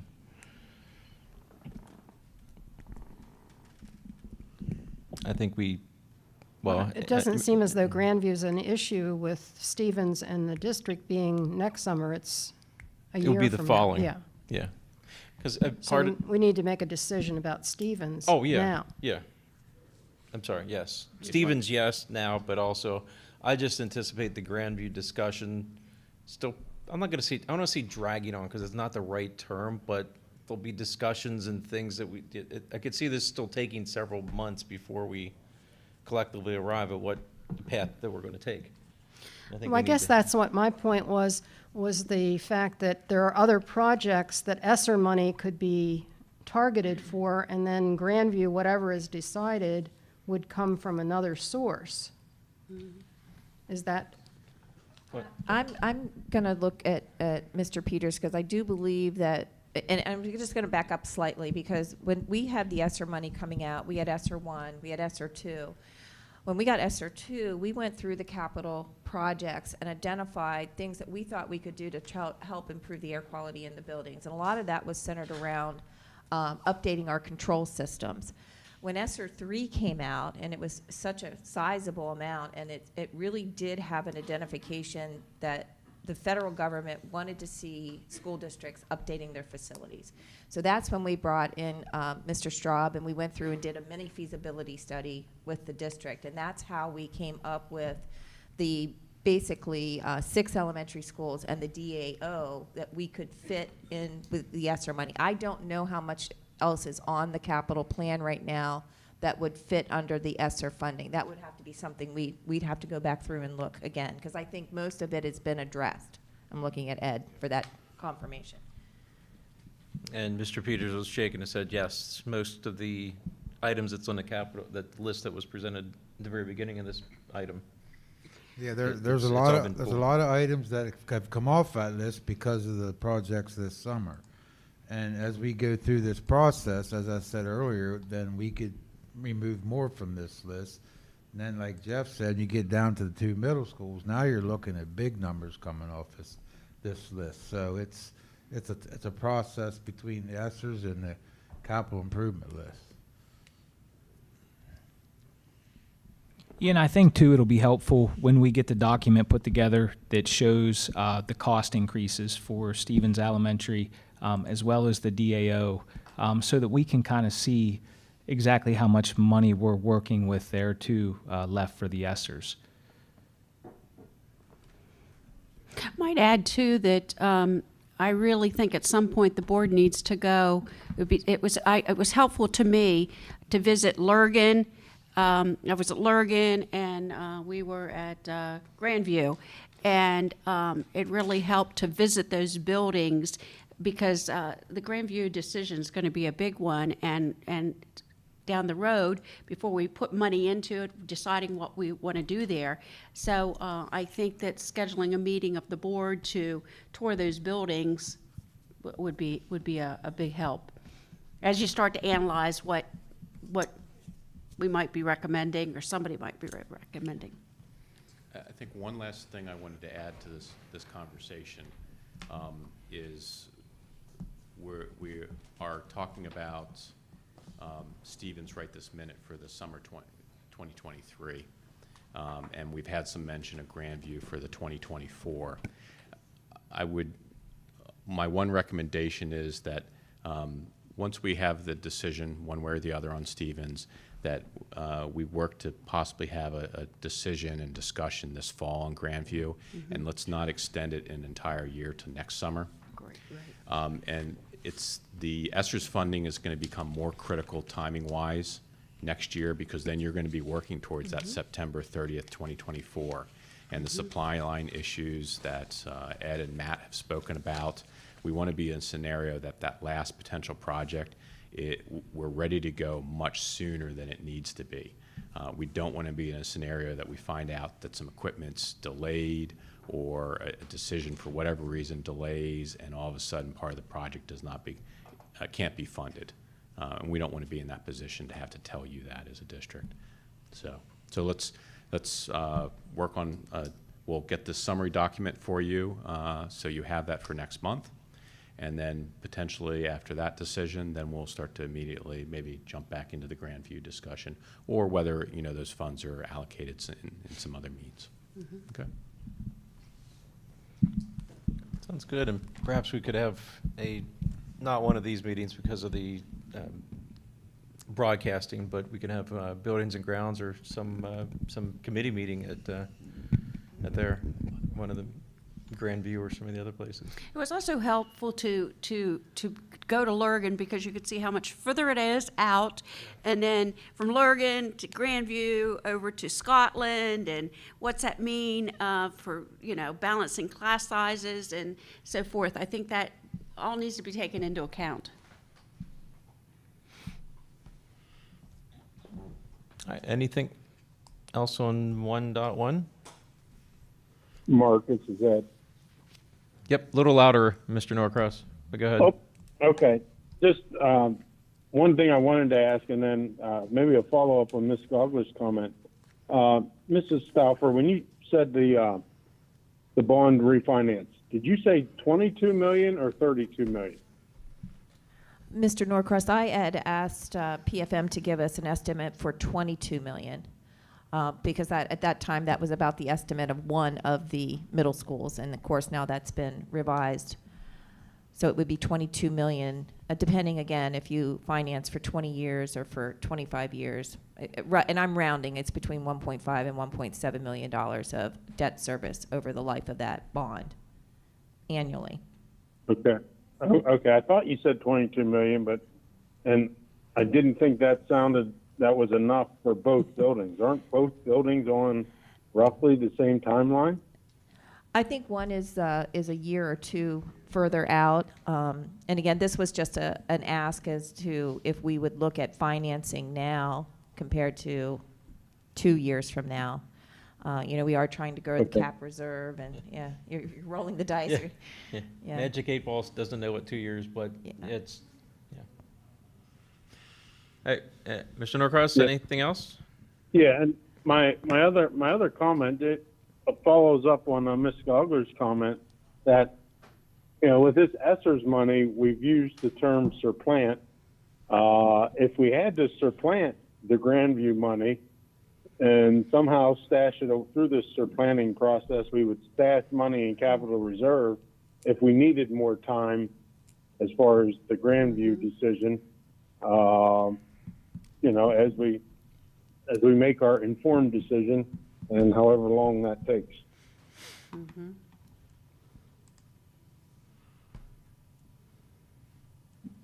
Roger that. We're looking at each other like, okay, gotcha. Mm-hmm. Yep. All right. Thank you. And say,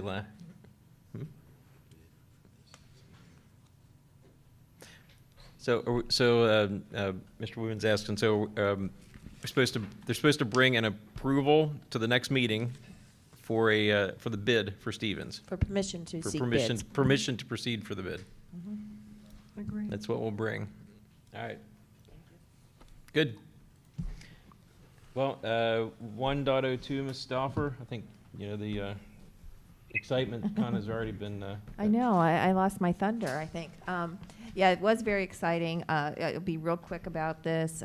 The state passed the budget on July 8th, so they were a little bit late. But we got roughly about half of what the proposed budget was from Governor Wolf. And as you can see on the screen, we're getting an additional little over $3 million in our basic ed subsidy, just under $500,000 in our special ed subsidy. And then the state also is issuing us a grant, and I use air quotes for that because we do have to apply for it. And as long as we are applying for eligible expenditures, we will be getting an additional $485,000. That is to be split between two areas. One is solely to be on mental health. And as I mentioned earlier, Mr. Widman and Ms. Stein and I met today with some other folks to talk about how we could provide additional mental health services in our buildings. So we'll be looking to potentially bring a contract forward at the August 16th meeting for those services. And then Chief Carter and Ms. Stein and I will be working on the physical security. And it is around, it's kind of an extension of Act 44. This is Act 55 where a lot of this came out. The thing that I found very interesting is how the legislators determined to fund this stream of money. They basically are passing it through what's called the Ready to Learn grant, which we've had in the district, I'm going to say, close to a decade. We use that money to offset full-day kindergarten when we brought it in years and years ago, and we still use that. It's a little over $1 million to offset that expenditure. It gives me a hope that maybe this might be a reoccurring stream of money. I mean, I'm trying to be hopeful and keep my fingers crossed. But we will be applying for this. It is due August 31st. The money will need to be spent. They're actually giving us 2 years to spend it, so we have until July of 2024 to do that. And that's a real quick summary on that. What is the timeline for the new award grant for early childhood education that was just mentioned today on PSBA's? I didn't see that information, so I'll have to look at There's that. $384 million. Is that from a federal No, grant, it's state? a state grant. Yeah, that may be, and I'll have to look into that, Ms. Gogler, I don't know, that may be earmarked for the pre-K counts, similar to the pre-K count grants if it's early childhood. Yes. Okay, so that'll go through to the Head Start programs, they're called First Start now, if it's what I'm thinking. One thing I'd just like to add, based on what you're saying there with the grants, I'm sure the admin's aware of these grants as they come out, and if we're short-staffed in applying for them, I think that we need to look at creative ways to get a grant writer to help us in some way, or have staff work on it, pay them a rate to do that. But I think we need to be really creative and aggressive at going after any money that's out there and any grants that we can apply for and hope to get, because it can make a big difference. But I know sometimes there's just it's a time issue. You don't have time to write the grants. But I know some districts will hire grant writers, and if we think we have a strong chance or even a good chance of it, I think it's really worth the money that we would put out to apply for those. So I really think it would be great if admin would look at that and see what we can do to enhance that for the district.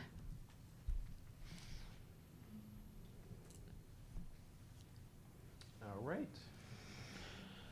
Anything else on 1.02? Okay, nothing to move forward to the agenda.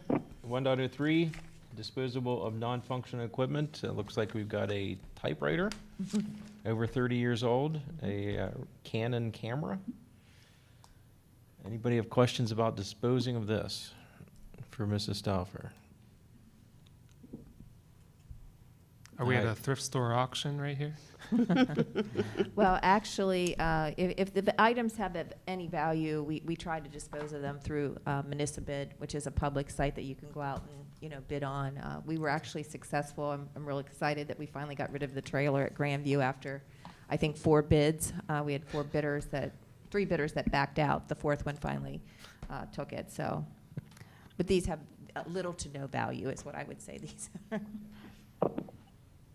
So just pay attention, you two could have a typewriter. All right, so that will move to consent agenda. This is just an information item. Oh, that's what, Yeah. okay. All right, I didn't catch that part, so good. Information, I see that now. 104, to go to consent agenda, this is the contract with WellSpan sponsorship agreement. And Dr. Long, I guess you're going to cover this? Yes, Okay.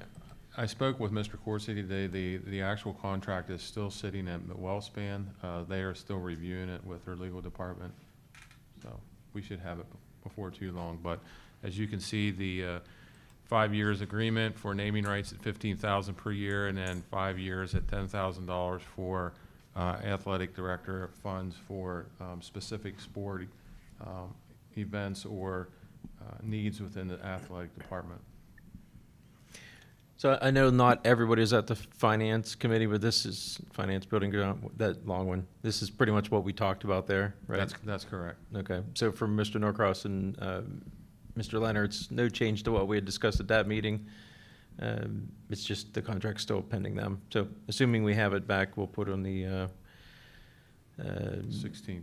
Yeah, I don't know if we, we'll put it on a consent agenda, and then if somebody wants to pull it at that time prior to the meeting, let me know. Can I just add that I think it's great that WellSpan is willing to donate this money.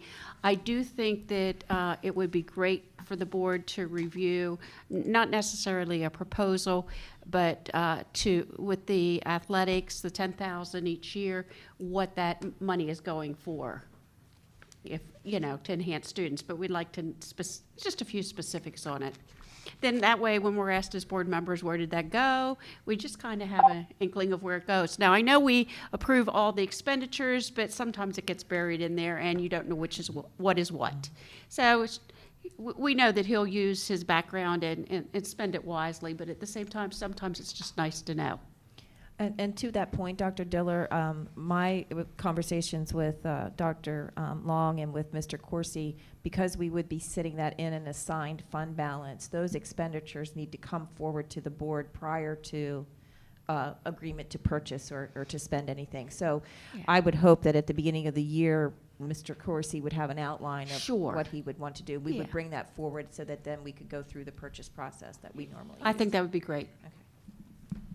All right. So that, again, Mark, yes. to save Mrs. Stauffer time at the meeting, can we make that a separate agenda item? That's fine. It'll be done. All right.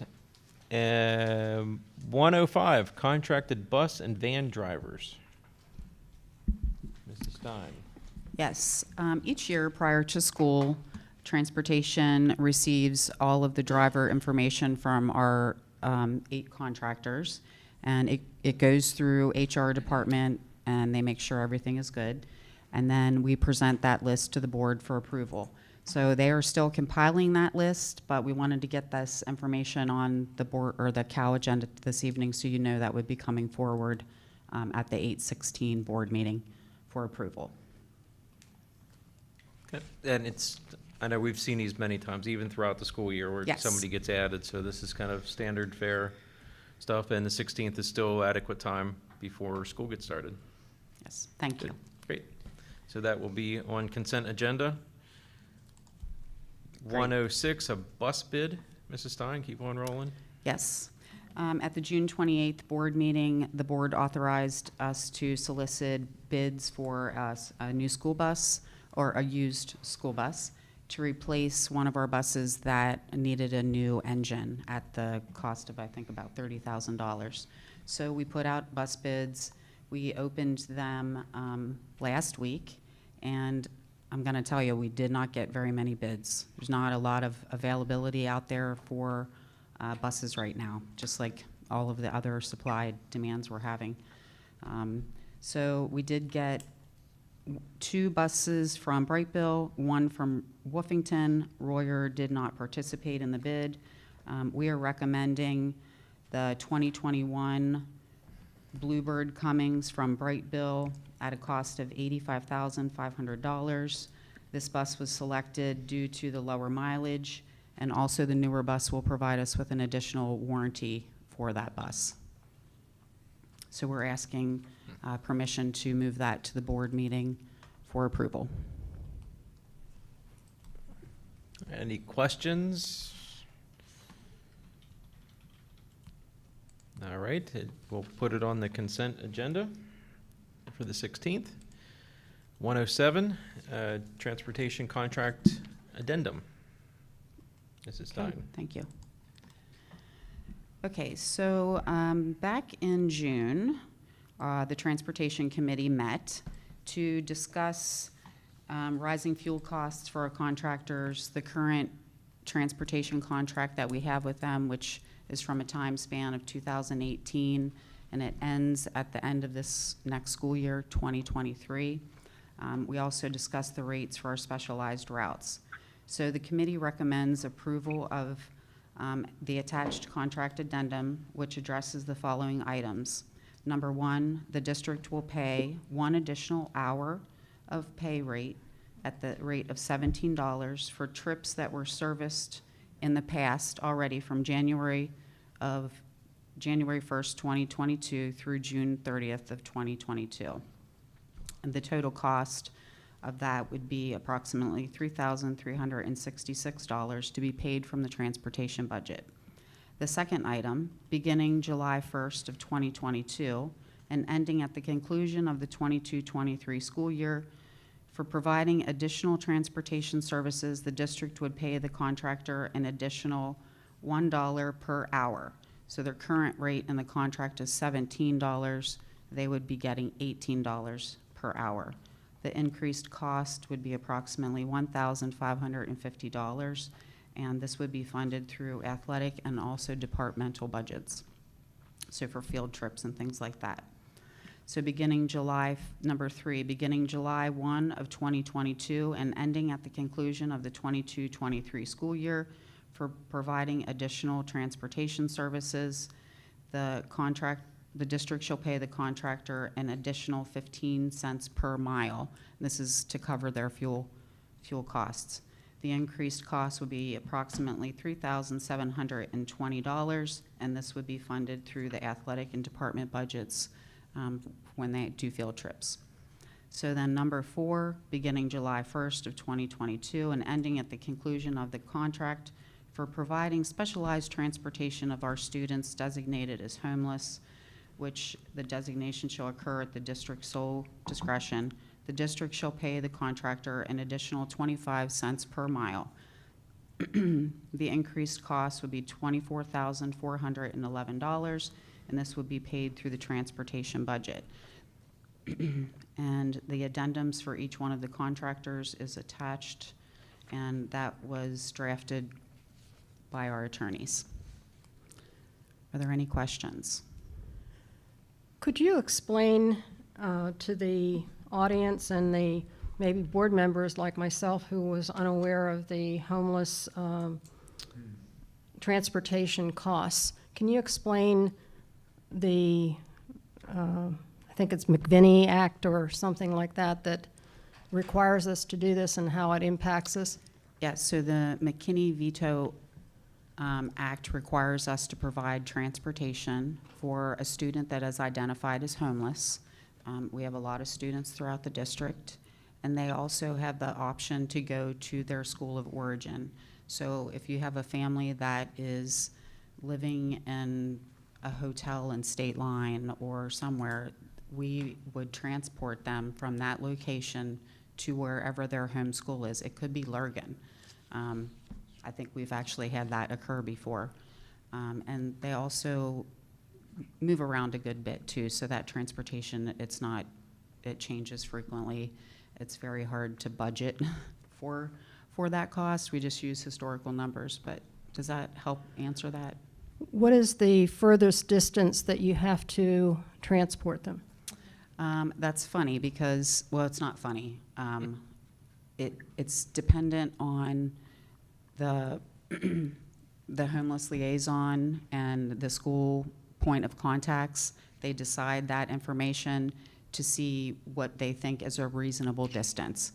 The law does not define it as 5 miles, 10 miles. There really is no definition other than a reasonable amount. And we've had children, I think some of the farthest that I can recall, we had a child that we were driving from McConnellsburg to one of the schools. We've had elementary students that were staying with relatives up off of Warm Spring Road, and we were driving those children to Lurgan. Mm-hmm. We've had students We've in had Maryland. Adams County. Yeah. So it is, when she says there's no definition, it becomes what's reasonable. So those children, some of them are in the van well over an hour to get to and from school. But part of the reason for that is to keep them in the same school, right? Correct. So that way we know that there's enough going on in their life to have a disruption of, okay, now you need to change schools and all that. This is one point of stability, which does come at times with a longer bus ride or transportation. But Ms. Galler, you had any other questions? Or? No, I just was totally Yeah. unaware of that until recently. And I know that people who I've spoken to in the community are totally unaware of that cost factor.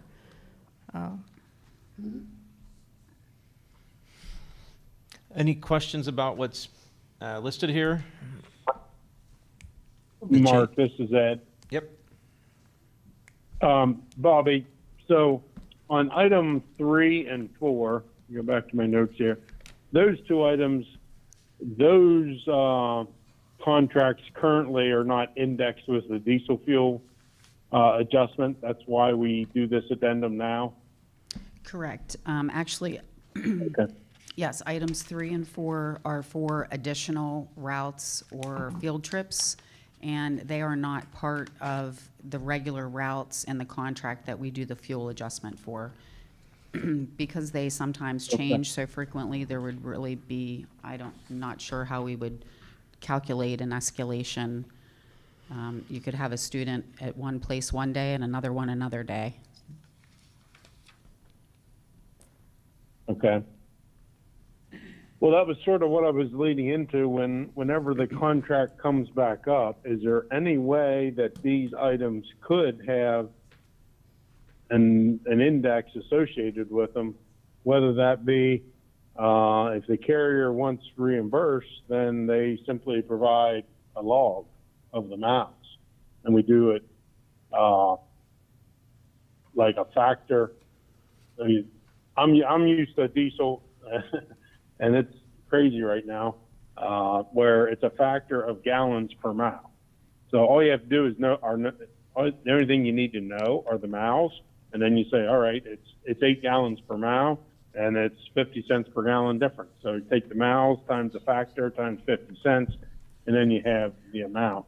Is there any way we could do that in the upcoming contract to, avoid any future addendums?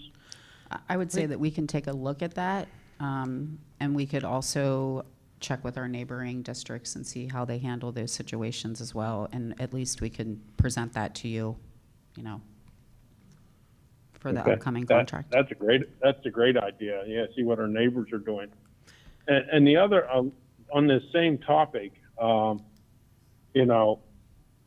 we redo this contract, and I would offer my assistance and my professional experiences with this, that when we do this next contract, that our index be a plus or a minus.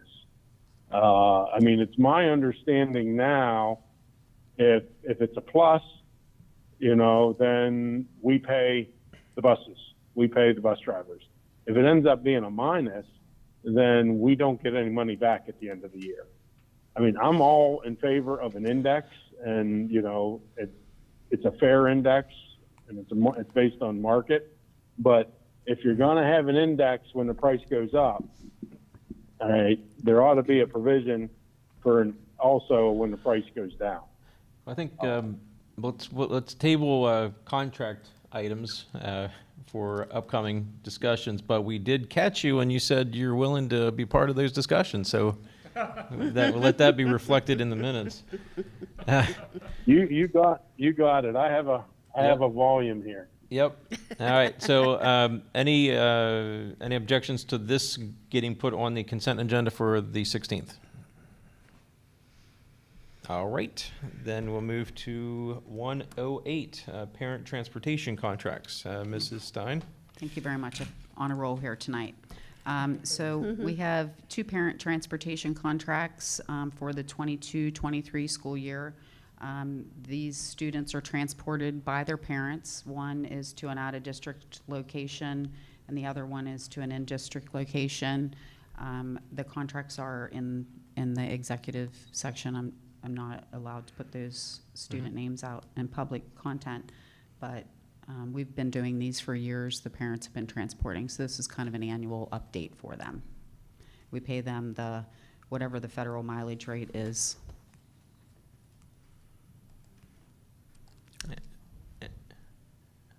All right, just Any like questions? before, I'm going to pause, and if there's no one jumps in, we're going to keep on rolling. No transportation pun intended there, or maybe a little.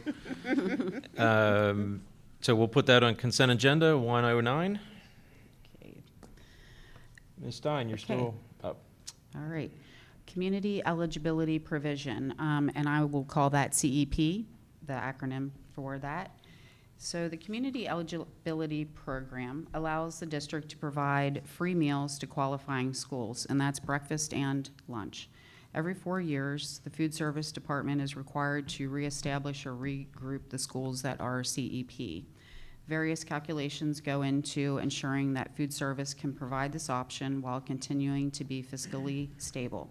The data is reviewed each year. To check for eligibility, we do have the option to update a cycle. So if you have a 4-year cycle and you want to add or change the schools that are identified eligible as CEP, we're able to do that, which is exactly what we've done this year. We last did this during 2022, and we reviewed the data. This has already been submitted to PED, so this is an information item only, but I think you'll be happy to know that we were able to requalify Our current CEP locations, Andrew Buchanan, Ben Chambers, Stevens Elementary, Hamilton Heights, Fayetteville, and Lurgan. We are also able to add 2 new schools to CEP provision, Marion Elementary and Grandview Elementary. And then we also have 2 affiliate locations, Franklin Learning Center and Marikey. So we're happy that we were able to add some more schools for students to be able to get free breakfast and lunch each day. Any questions? Yeah, what's Marikey? Marikey is a location for autistic students that the district services. Okay, thank you. Mm-hmm. I think it's personally, I always hear this and it's like it's mixed because it's we're glad that the service is going to be available, but mixed in that it's unfortunate that it's needed. But because it's needed, we're glad that it's there. And correct me if I'm wrong. This is the free and reduced lunch thing, right? Which also right. Free. I'm sorry, not the reduced, but the free, which then also triggers that the $100 athletic participation, the activities that is also not charged. Well, and then go on a little tangent. So CEP is a little different than free and reduced. The qualifying factors for CEP eligibility are actually based on students' direct certification. It's not based on parents completing the free and reduced application. So a student that is homeless or their family receives SNAP benefits or other public assistance benefits, they qualify for, that is the data that's used for the CEP calculations. So it's usually your high poverty schools that would qualify for this. I don't know if that makes it more hazy, but. Dr. Schurz, technically you could have children in one of these buildings that would not qualify for free or reduced lunch. So as I understand, and I'm looking at Dr. Long, when they go to apply for, or get on a sports team, they have to provide documentation that they would, if they're a direct certified student, they would have that documentation. Okay. So not there's a fair amount of overlap, but they're separate criteria programs, but generally the same population. Okay. Yeah, and what's important, I want to thank Mrs. Stein and Jared Ford, our food service director, because what's really important is, if you recall, we're coming off now of 2 years of free lunches and breakfast for all students. So it's nice that we're able to qualify and be able to serve some additional facilities that way. Yep. All right, Mrs. Stein, your last one, 110, and I know, sorry, that last one, just again, was for information, so nothing to move to consent agenda there, but 110 is to move to consent? Yes. So 110 is also an annual contract that we bring forward to the board. We do not have the, excuse me, we do not have the contract attached to the COW agenda. We're waiting for it from the county commissioners. They like to sign it before they bring it forward to us. But we just wanted to get this as a placeholder on the board, or the COW for the board on August 16th. So I asked that we could move this forward. Unless anybody objects, I'd say we go ahead and put it on the consent. And if you see that it comes back under something just really unexpected, then we can either pull it from consent for a separate conversation, or just pull it together. But I'd say it seems like it's just kind of a rinse and repeat from prior years. Thank you. Okay. All right, 111, renewal of enrollment agreement with PA College of Health Services. Dr. Long. Yes, this is a renewal. We had this before, and a few students have taken these classes through the PA College of Health Sciences. It's for nursing and pre-med for doctoral programs. So this would also help with our new academy at CMS, but also our sciences at Cassius. No cost to the district. Just opportunity for students. That's correct. And It's they get, 50%. and they get the actual college credits. That's not, correct. It's 50% of the cost of a regular credit. So it is still a little expensive, but for that college, that's the focus on medicine. It's a really good deal. Great. Any questions? Okay, consent agenda. 112, unique field trip request for drama club. Yes, Mr. Jacobs turned this in. This is for the drama club to go to Broadway. He goes each year, and this is on a Saturday, December 10th, no cost to the district, and chaperones and students will go, and they will be covering the cost of this trip. But we wanted to run it through the district as a district-sponsored event. Oh, yeah, since it's out of state as well. Yes. Yep. Any, again, I'll stop asking, just a pause. Okay, consent agenda then, it shall be. 113, unique field trip for ROTC. Yes, this is for the JROTC to go to Philadelphia and Camden, New Jersey. This is part of the curriculum and naval experience, and this will be for reimbursement as well by the Navy. So essentially, it'll be no cost to the district. And this is happening September 23rd and 24th. Okay, move it to the consent agenda. 114, Cash's student clubs. All right, the next one are 3 student clubs that Mr. Walker turned in, that he had advisors and students that recommended these clubs for some extra support within the school. Right now, they have 2,300 students at the high school, and they do not have enough clubs for students to join. So some teachers and students came to him for the American Sign Language Club.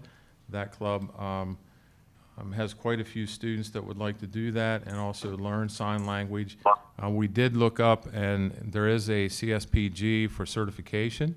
So if that takes off, it would fall under foreign language, so we could actually do something there if the teacher was able to be certified, and then we can actually teach the students that, and that can lead on to a future certification in American Sign Language. So this one's a pretty unique club, I believe, that would be really beneficial for students. The next one is the dance club. The dance club is teacher-run. These are all teacher-run within the school. There was a question prior to with the public about a dance club before. That was through a contractor, an outside contractor, and that is apples and oranges compared to what we're doing here. This club is just getting the kids together and trying to perform and be able to do things within the school that would pull the dancers out and be allowed them to perform possibly for some of the assemblies and things like that. So that club is there, and I sent it back to get it in the right format because that was not the right format. Okay. And then the Reach Club, you heard Ms. Warren. She's going to be sending me more details, but in discussions with Mr. Walker about the Reach Club, and also we've had the 2 counselors in today that were talking about the Reach Club and how excited they were to be supporting this as well. There's 2 teachers that are going to be leading this, and then counselors are going to be assisting. There'll be trainings for the upperclassmen to help out with mentoring some of the students. And it's just trying to do what they did before with the Link crew that they had in the 9th grade program that they had a few years ago. They had seniors mentoring freshmen as they went into the school. Freshmen are the ones that are coming in and they're trying to find their own niche, and sometimes they get into trouble and other things. So the seniors really want to make a difference with the younger students, and that's what this program's all about. And this young lady brought it from another school. So this really the same thing that we did before under the 9th grade academy when they called it Link Crew. But this time they're going to be doing some additional training. The counselor's going to be training the young people in a manner of how to speak to the students, the younger students, and how to interact, and when they need an adult intervention. At no time that there's going to be students by themselves. So they'll be monitored by adults at all times. Any questions? I know, I'll just say, I know Ms. Warren's come to us, the board, several times, I believe, at least once as a presentation at a cow a couple months ago. That's correct. Yeah. I mean, I think this is a good program, but I'm a little concerned about kids giving advice to kids and what they might be telling them. You know, I don't know. I think that that could go both ways. And I just am not like sure about this whole program at all. And I know that you say somebody's going to be there, but what's spoken, I mean, how is it going to mentally affect the child? Because these kids don't go through a program themselves on how to mentor kids. I mean, it's nice that they could put their feelings forth, but I don't know. I'm a little concerned about this. Didn't you just say that they go through that there's some training for the students yes. that are the advisors? Mr. Alker said there's going to be training before it starts for those mentors, so to speak, of what they're going to be called, just so they know what to say, what not to say, and how to guide them properly, and then when to make sure that you pull into an adult in the conversation if it goes deeper than what they feel that they need to go into. And it's more of being part of the school, how to deal with situations within the school with others. You have to remember the mentors are going to be your upperclassmen, so these students are going to be vetted as well by the teachers and the counselors. When you think about like kids talking to kids, like, you know, I'm thinking about suicide. So at what point are these kids going to finally tell the superiors or a teacher or somebody that the kid's contemplating this? And I mean, I'm just leery of the kids giving advice to the kids about anything to do with suicide. There's going to be key words, Mrs. Smith, that the students are going to hear, and then they're going to say, well, you have to go to a counselor, or let me pull a counselor in because this is where I cannot talk to you. And suicide is one of them. Mm-hmm. Drug abuse is another one, and some other things like that. So we ran something like this at the Magnet School, just small, very small. And we had those key words that were presented. And as soon as they started talking about that, they stopped and pulled in an adult very quickly. So would this room be open all day long, or is it just No, the room that other lady was talking about, the young lady was talking about, is a wellness room, so to speak. So if they have some trauma or within the school where they have something that they need to just de-escalate, that counselors are going to be there and be able to assist and things like that. So it's really close to the counseling offices. And you know, the counselors today said that they were going to have that as a rotation to go through, so they can help out students with that. It's just a safe place to be able to go and get some help. Is this going to be okay? Because we have a shortage of counselors, don't we, for the issues that we have in the district? And then now we're going to be putting a counselor in this class to oversee these kids. It's not a class. It's just a small office area, so Yeah. it's not going to be. It might be one or two people at a time at the most, and that's what a counselor sees right now. Okay. It could actually help the counselors. It could. It could reduce the more minor things that they're addressing. I think it's also a good. Number one, I think the kids are already influencing one another, whether we want to believe it or not. Every day in the cafeteria, study that's- hall, that's- sports. That's going on every day. I mean, I think, you know, kind of see something, say something, hear something, or whatever. I think it's a good idea. I also know that with the stuff the kids are going through now, I mean, all of us sitting up here, we didn't go through any of the stuff that these kids are going through now. School shootings. That's a reality that some of these kids are living with, of showing up to school wondering, is there going to be a, you know, I don't know if you're living with that type of anxiety. After I've been through a shooting this past summer, well, actually past winter, I had PTSD after that. a grown man trying to deal with this. And when I got around crowds and everything, I was in a crowded gymnasium. It was, my head's on a swivel. I'm just now coming down from that, and that was right after Christmas.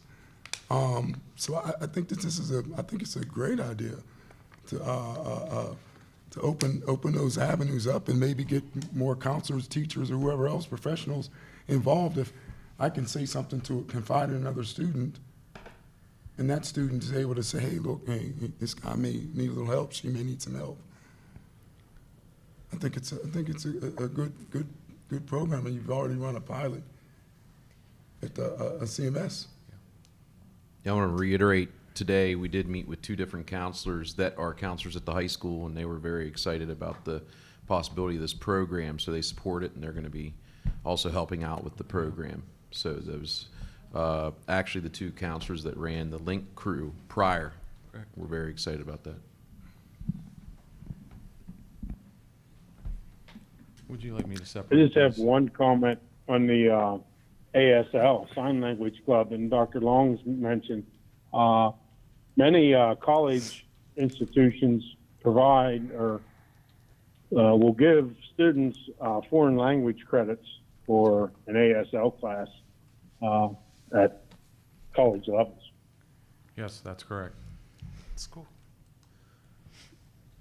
I think the other thing with the reach is, I know that you know, Mr. Avery had said, yeah, they're talking already talking with each other. I think the other thing it's a little bit different about this is it gives somebody that wants to talk to somebody else outside of my normal circle of friends. Because maybe it's like I'm working through something, but I keep going to the same crew and they keep telling me what I don't want to hear, which is negative.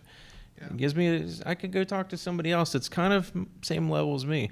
And I think we've heard about, and we've seen in the demographics from the last of June, the end of the June meeting, the mental health concerns.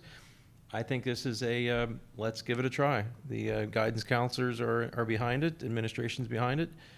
And I'd almost say we would be remiss if we didn't try it.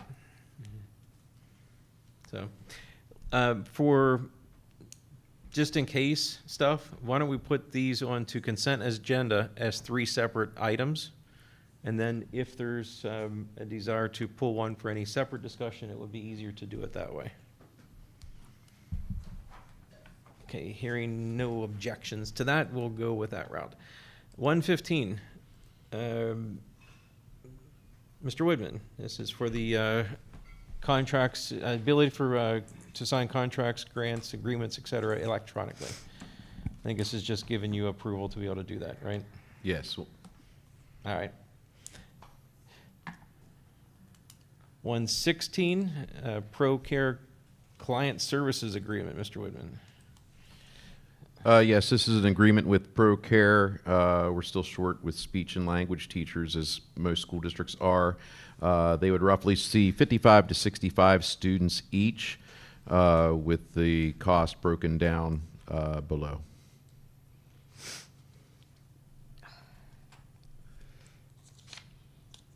And we used them last year. It worked out very well. Okay, consent, 117. Go ahead. 117 is a contract with Mr. Pesserb. He was a school psychologist who retired for us a couple years back. We're still short at least, we have some good news that looks like we may be up to 5, but we still have openings that we're looking at other hires. But this would be to review re-evals for our special education department and the cost per review. Okay, consent, 118 Hoffman Homes Academy contract. Yes, this is this is to approve a contract for one special ed student that is at Hoffman Homes. Total cost is $21,000. And that's this is not a new. Not new. Student has been there. And is this a residential or transportation separate? I'd have to check on that. Regardless, it's the same as Right. last year. Yeah, it's the same as Okay. last year. But this is, if transportation is separate, then it would still be a separate item. Yes. This is just for the services from Hoffman Homes. Hmm.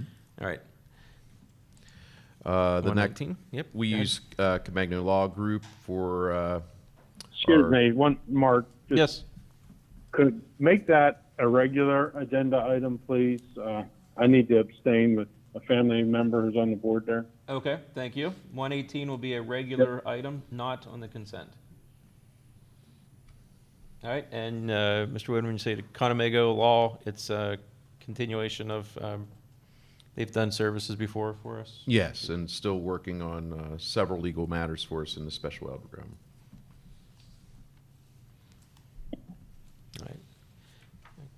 All right. Consent agenda for that. 120 Camp Hill School Contract. This is for one very high need special ed student.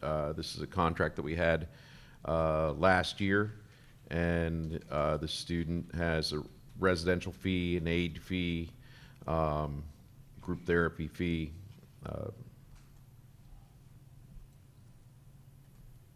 This is a continuation. The Continuation. Students and- remaining there, yes. Okay, so, and these are just beyond, just to, and I see residential fee, these are just beyond what we are able to offer here. Yeah, yes, we do not do Obviously, the residential. preference would be to keep them here, but. Right, him- absolutely. And him doesn't infer anything, it's just Right. a generic term, keep the student here. Right. But we don't have that ability, okay. 120, so consent agenda for that, 121? Yes, this is something we need to do each year. Keystone provides a service where they assign a physician that will order epinephrine for our registered nurses in case we have many students that have allergies. It has to be ordered by a physician, as well as the, I'm going to probably say that, I can say the second word pretty well, hydrochloride, but naloxone. Can't say that too well. But and then also the doctor will review, if we have students that have medical needs as part of their IEP, they will take a look at those agreements and what services need to provide and order any medical needs there. So it's a total cost of $10,500. Clinical services pays for that. About the same as what it was last year, or? I would I have didn't- to check. It would be a very small increase if there would be an Yeah. increase. Okay, no need to check, unless somebody else. Right. It's Okay. an excellent service for the money, kind of like what the dental hide Yep. Gens does for us too. Yep, so that would go to consent, 122. This is for language instruction education program through the LIU that they would provide. This is if we need them. This would be the cost associated for these services that would be provided through. We would have a student that that has an IEP, but also has a language barrier. I will say, though, we actually hit a home run with one of our hires that is a bilingual psych. So we're very happy, and we were able to hire someone that we subcontracted out with last year that did about 55 bilingual psych evals. So hopefully we'll save a lot more money this year by having our in-house person. Okay, and again, this is just for on-call. It's not committed, it's if the need arises, then we already have the contract set up. We probably will need based Probably. on how many students we have. Yep. And only having one psych that does bilingual. All right, pause. Okay, 123, Grapeseed quote. Yes, Grapeseed is a software that's used for our ESL students. It's highly used and loved by our teachers of ESL, K through 12. So it is one of our softwares that has high usage, and we want to approve this contract to help our ESL teachers. Is this something that's like loaded to the Chromebooks, or is it just for teachers? No, it's loaded for the students, yeah. Okay. Web-based? Yeah, it's Okay. web-based. They put it on consent. news story contract. This is another contract for a student that has been at News Story for a while. Actually, I think we had 2 students that took advantage of the Act 55 that came through, and this is one of the students. So be their last year there. Okay. And Act 55 was just Just that because of COVID, et cetera, certain students could qualify for an additional year. A student that may have aged out, they could qualify for an additional year. Yeah. Okay. All right. Consent agenda 125, Title 1, 2, 4, and S are non-public agreements. Yes, this is to approve for with all our non-pubs. I can give a breakdown.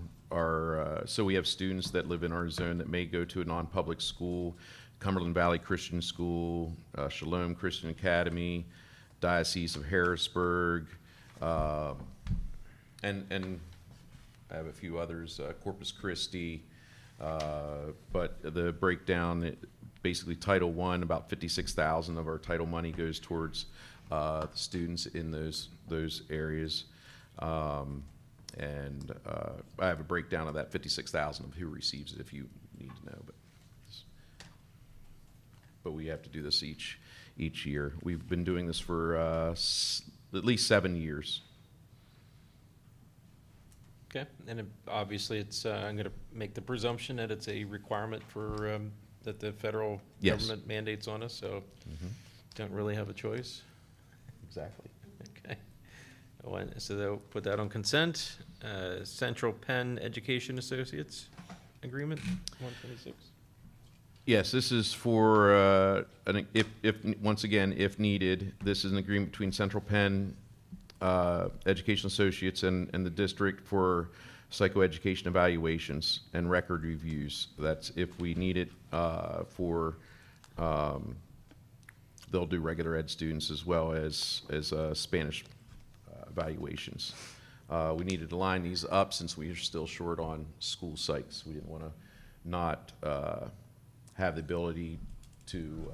You need to be ready. To be ready, yeah, because once the timeline starts for a request to be evaluated, we have 60 days to get that done.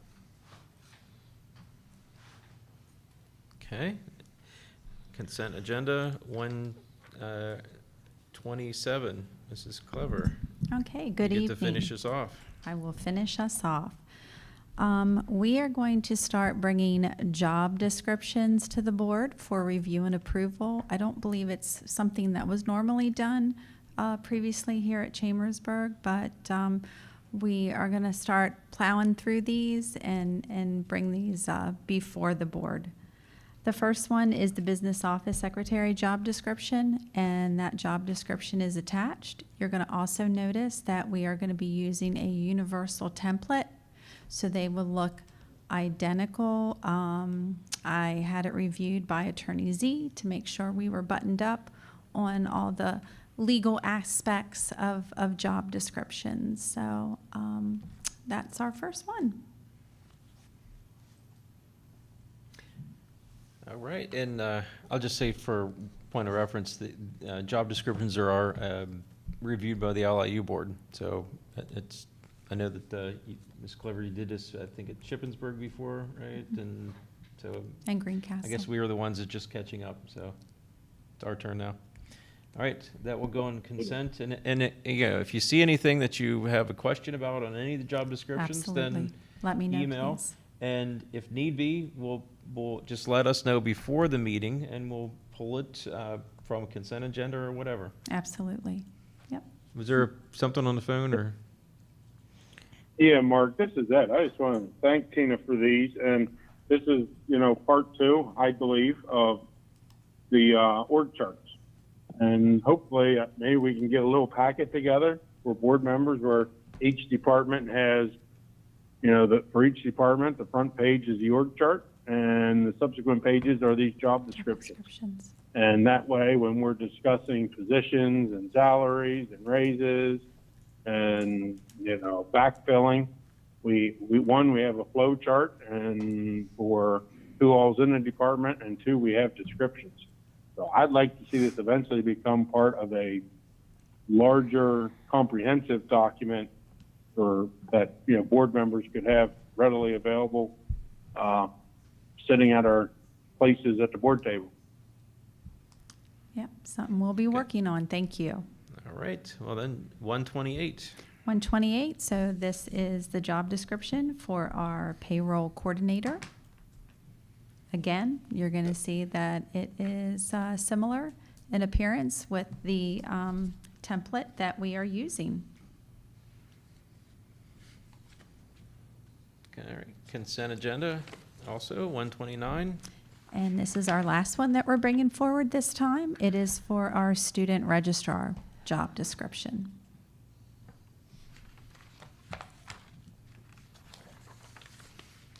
Okay, and that will go to consent agenda. 130, the new stipend position. So with this item, in order to cover some job descriptions, job duties that were previously held by another position that we are not backfilling, we, as administration, are bringing forward to the board a recommendation to add a head nurse, a head guidance counselor, and an ELA coordinator. And I also wanted just to clarify that these are not like full-time teaching positions. These are stipend positions. So the expectation is that one of our current district employed nurses will also take this added position. So it's just an additional stipend to their current salary and their current position. The same with our head guidance counselor. Same concept. We have the expectation that it will be taken on by one of our existing counselors. The ELA coordinator position, again, same thing. We're looking at one of our professional staff members to take on this responsibility. And I know from previous conversations with some of the board members and amongst administration, this one really important because of the investment that we just made into our new ELA curriculum. We want to make sure that our professional staff have the support that they need in order to roll this new curriculum out. So we're really excited to bring forward these recommendations to you. As you can see, we did also include the estimated cost for adding these 3 stipend positions.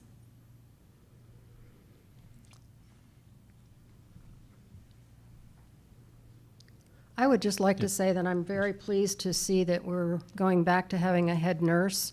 Being a nurse myself and having fulfilled a position as a head nurse, nurses need to have someone with more experience to bounce problems off of, and having a head nurse is a very valuable position. Yeah. Yeah.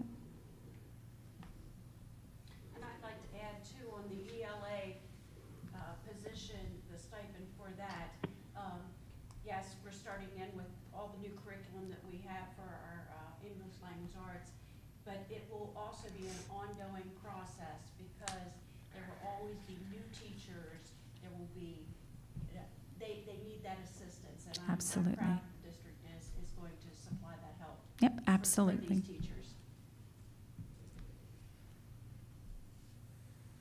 All right. Last call. All right. Mark, this is Ed. and Yep. I couldn't hear Dr. Diller very well, but I'm not sure. Maybe I think, Tina, the nice round number of $11,966. What type of data did we use to arrive at that number? Did we check with neighboring districts, or how do we know we have a fair stipend amount? Actually, Mr. Norcross, it was very simple because these positions are in our current CBA. Okay. Yep. So Marcia gives us the number. Yes, you could say that. It's an agreed to. All right, anything else with 130? Okay, to consent agenda then, and last one, 131. Yep, the last item that I have is just an addendum to our current ESS contract. ESS is our third-party contractor that we work with that provides us with our substitutes here at the district. We have two now that I know for sure, and I have a third one actually inquiring that upcoming retirees, if you would, from the district that would be interested in continuing to support the district in this capacity with providing homebound instruction. So we're very excited about their enthusiasm to continue to support the district in that way. So in order to pay them, we just have to make a technical update to the contract, but no change in the rate. The rate still matches our current daily rate for our substitute teachers. And that is exciting. It is very And you got exciting. Folks that are willing to continue on and helping out. It's not just us, but more so the kids that are in this situation. Absolutely. It's awesome. Anything else for on this topic? Okay, consent agenda it shall be then. With that, that's all that we had. We will say the meeting is adjourned. We have, the board still has one executive item, session item to wrap up.